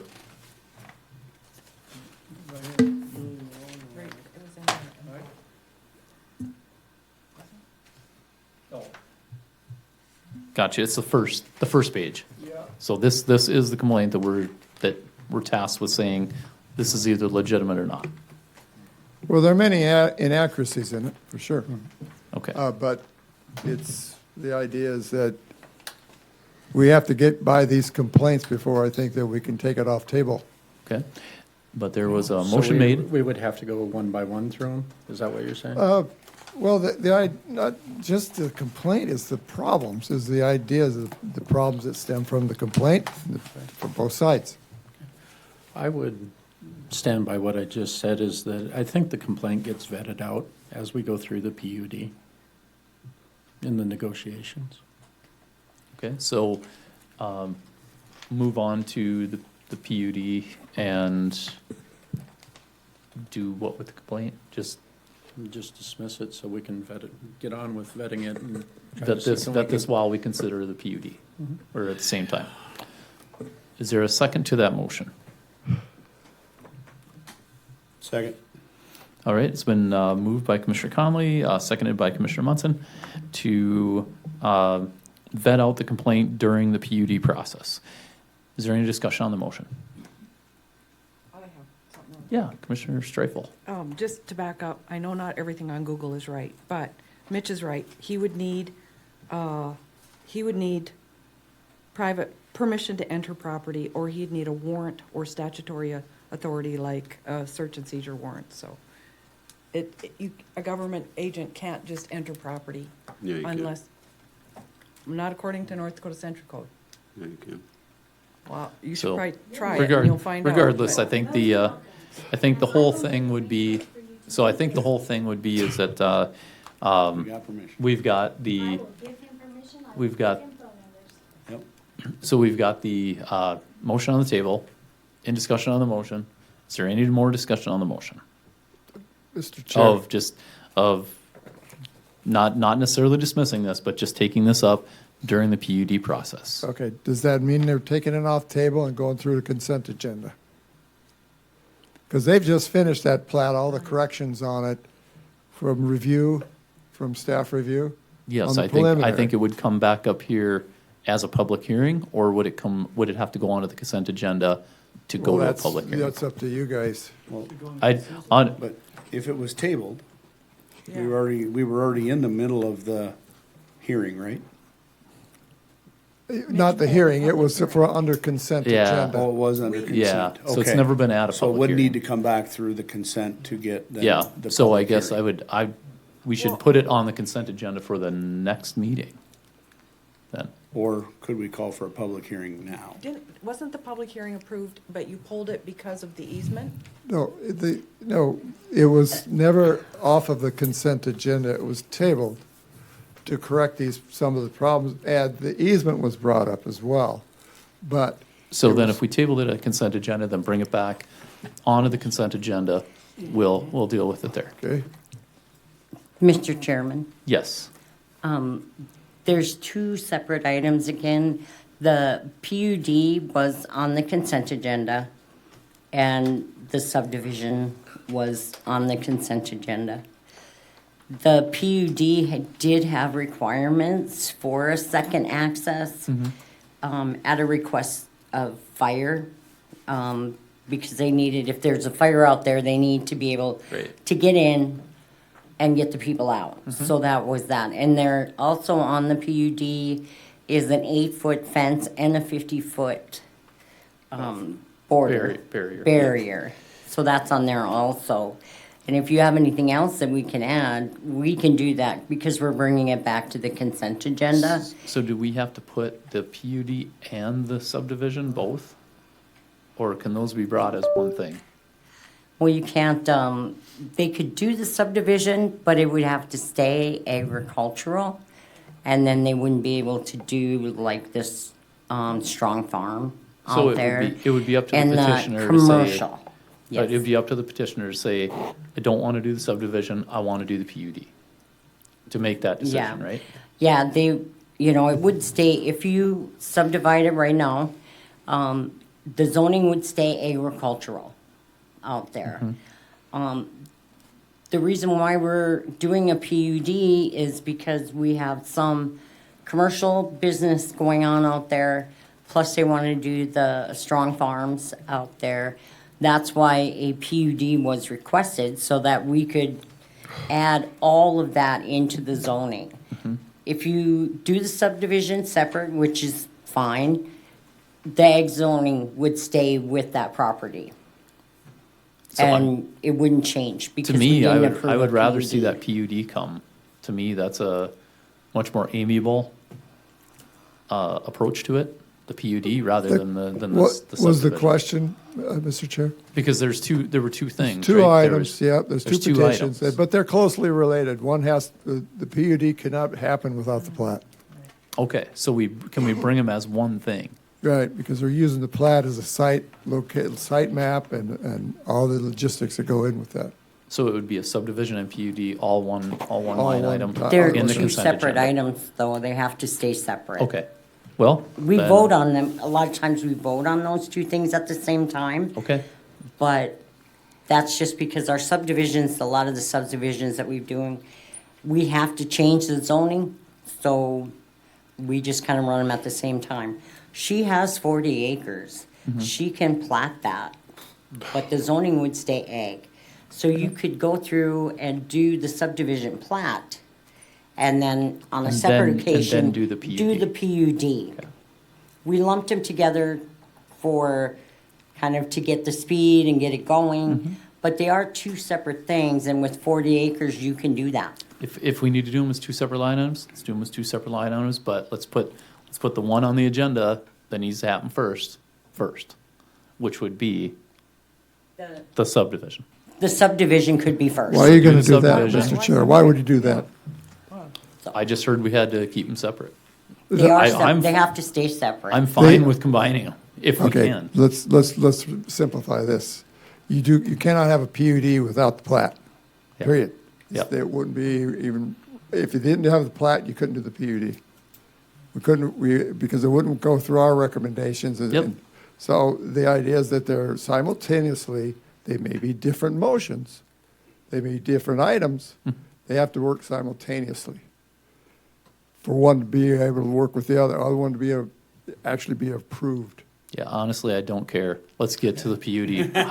However you make it happen, please make it happen. I amend my motion to move the, move the plat and, huh? Okay, I rescind my motion. All right. And the second? Second. All right, motion is rescinded. Is there any action that we would like to take on this? We would need to make a motion to put it back on the table, right? Or remove Yes. it. Remove it from the table. Because we have the, So I would move to remove it from the table. Yes. okay, it's been moved and seconded to remove Both items. both items, okay. Yep. Both items, the subdivision and the PUD from the table, and bring them to us on the consent agenda for next meeting. All right, it's been moved and seconded. Any discussion? All right, all in favor of that? Aye. Any opposition? Okay, that'll come to our next meeting. Thank you. Now, Is there any additional other business? Yes. Mr. Chairman?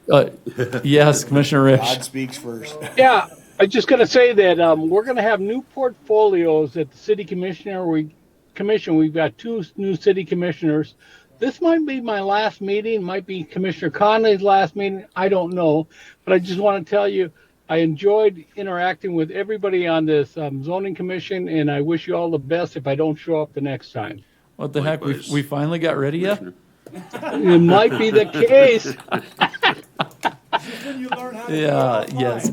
All right, Commissioner Bittner, yes. Yeah, I can tell you what, though, with respect to taking this and putting this whole situation back into play, for me to support anything moving forward with this proposal at all, I'm going to need to see better cooperation between these 2 landowners.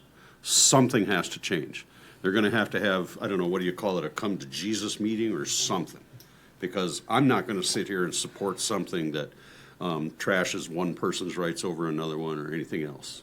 You know, we can't overburden one party by requiring all of this expensive stuff while giving the other party a complete pass on that responsibility thing that Mitch was talking about.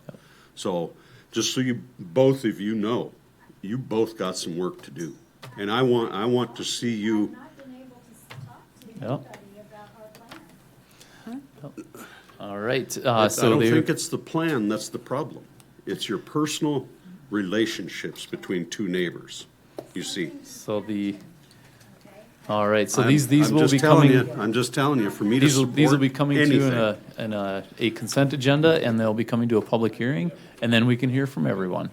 Is there any additional business that the board would like to entertain? Move to adjourn. All right, it's been moved and seconded to adjourn. Is there any opposition to adjournment? Hearing none, we're adjourned. Thank you.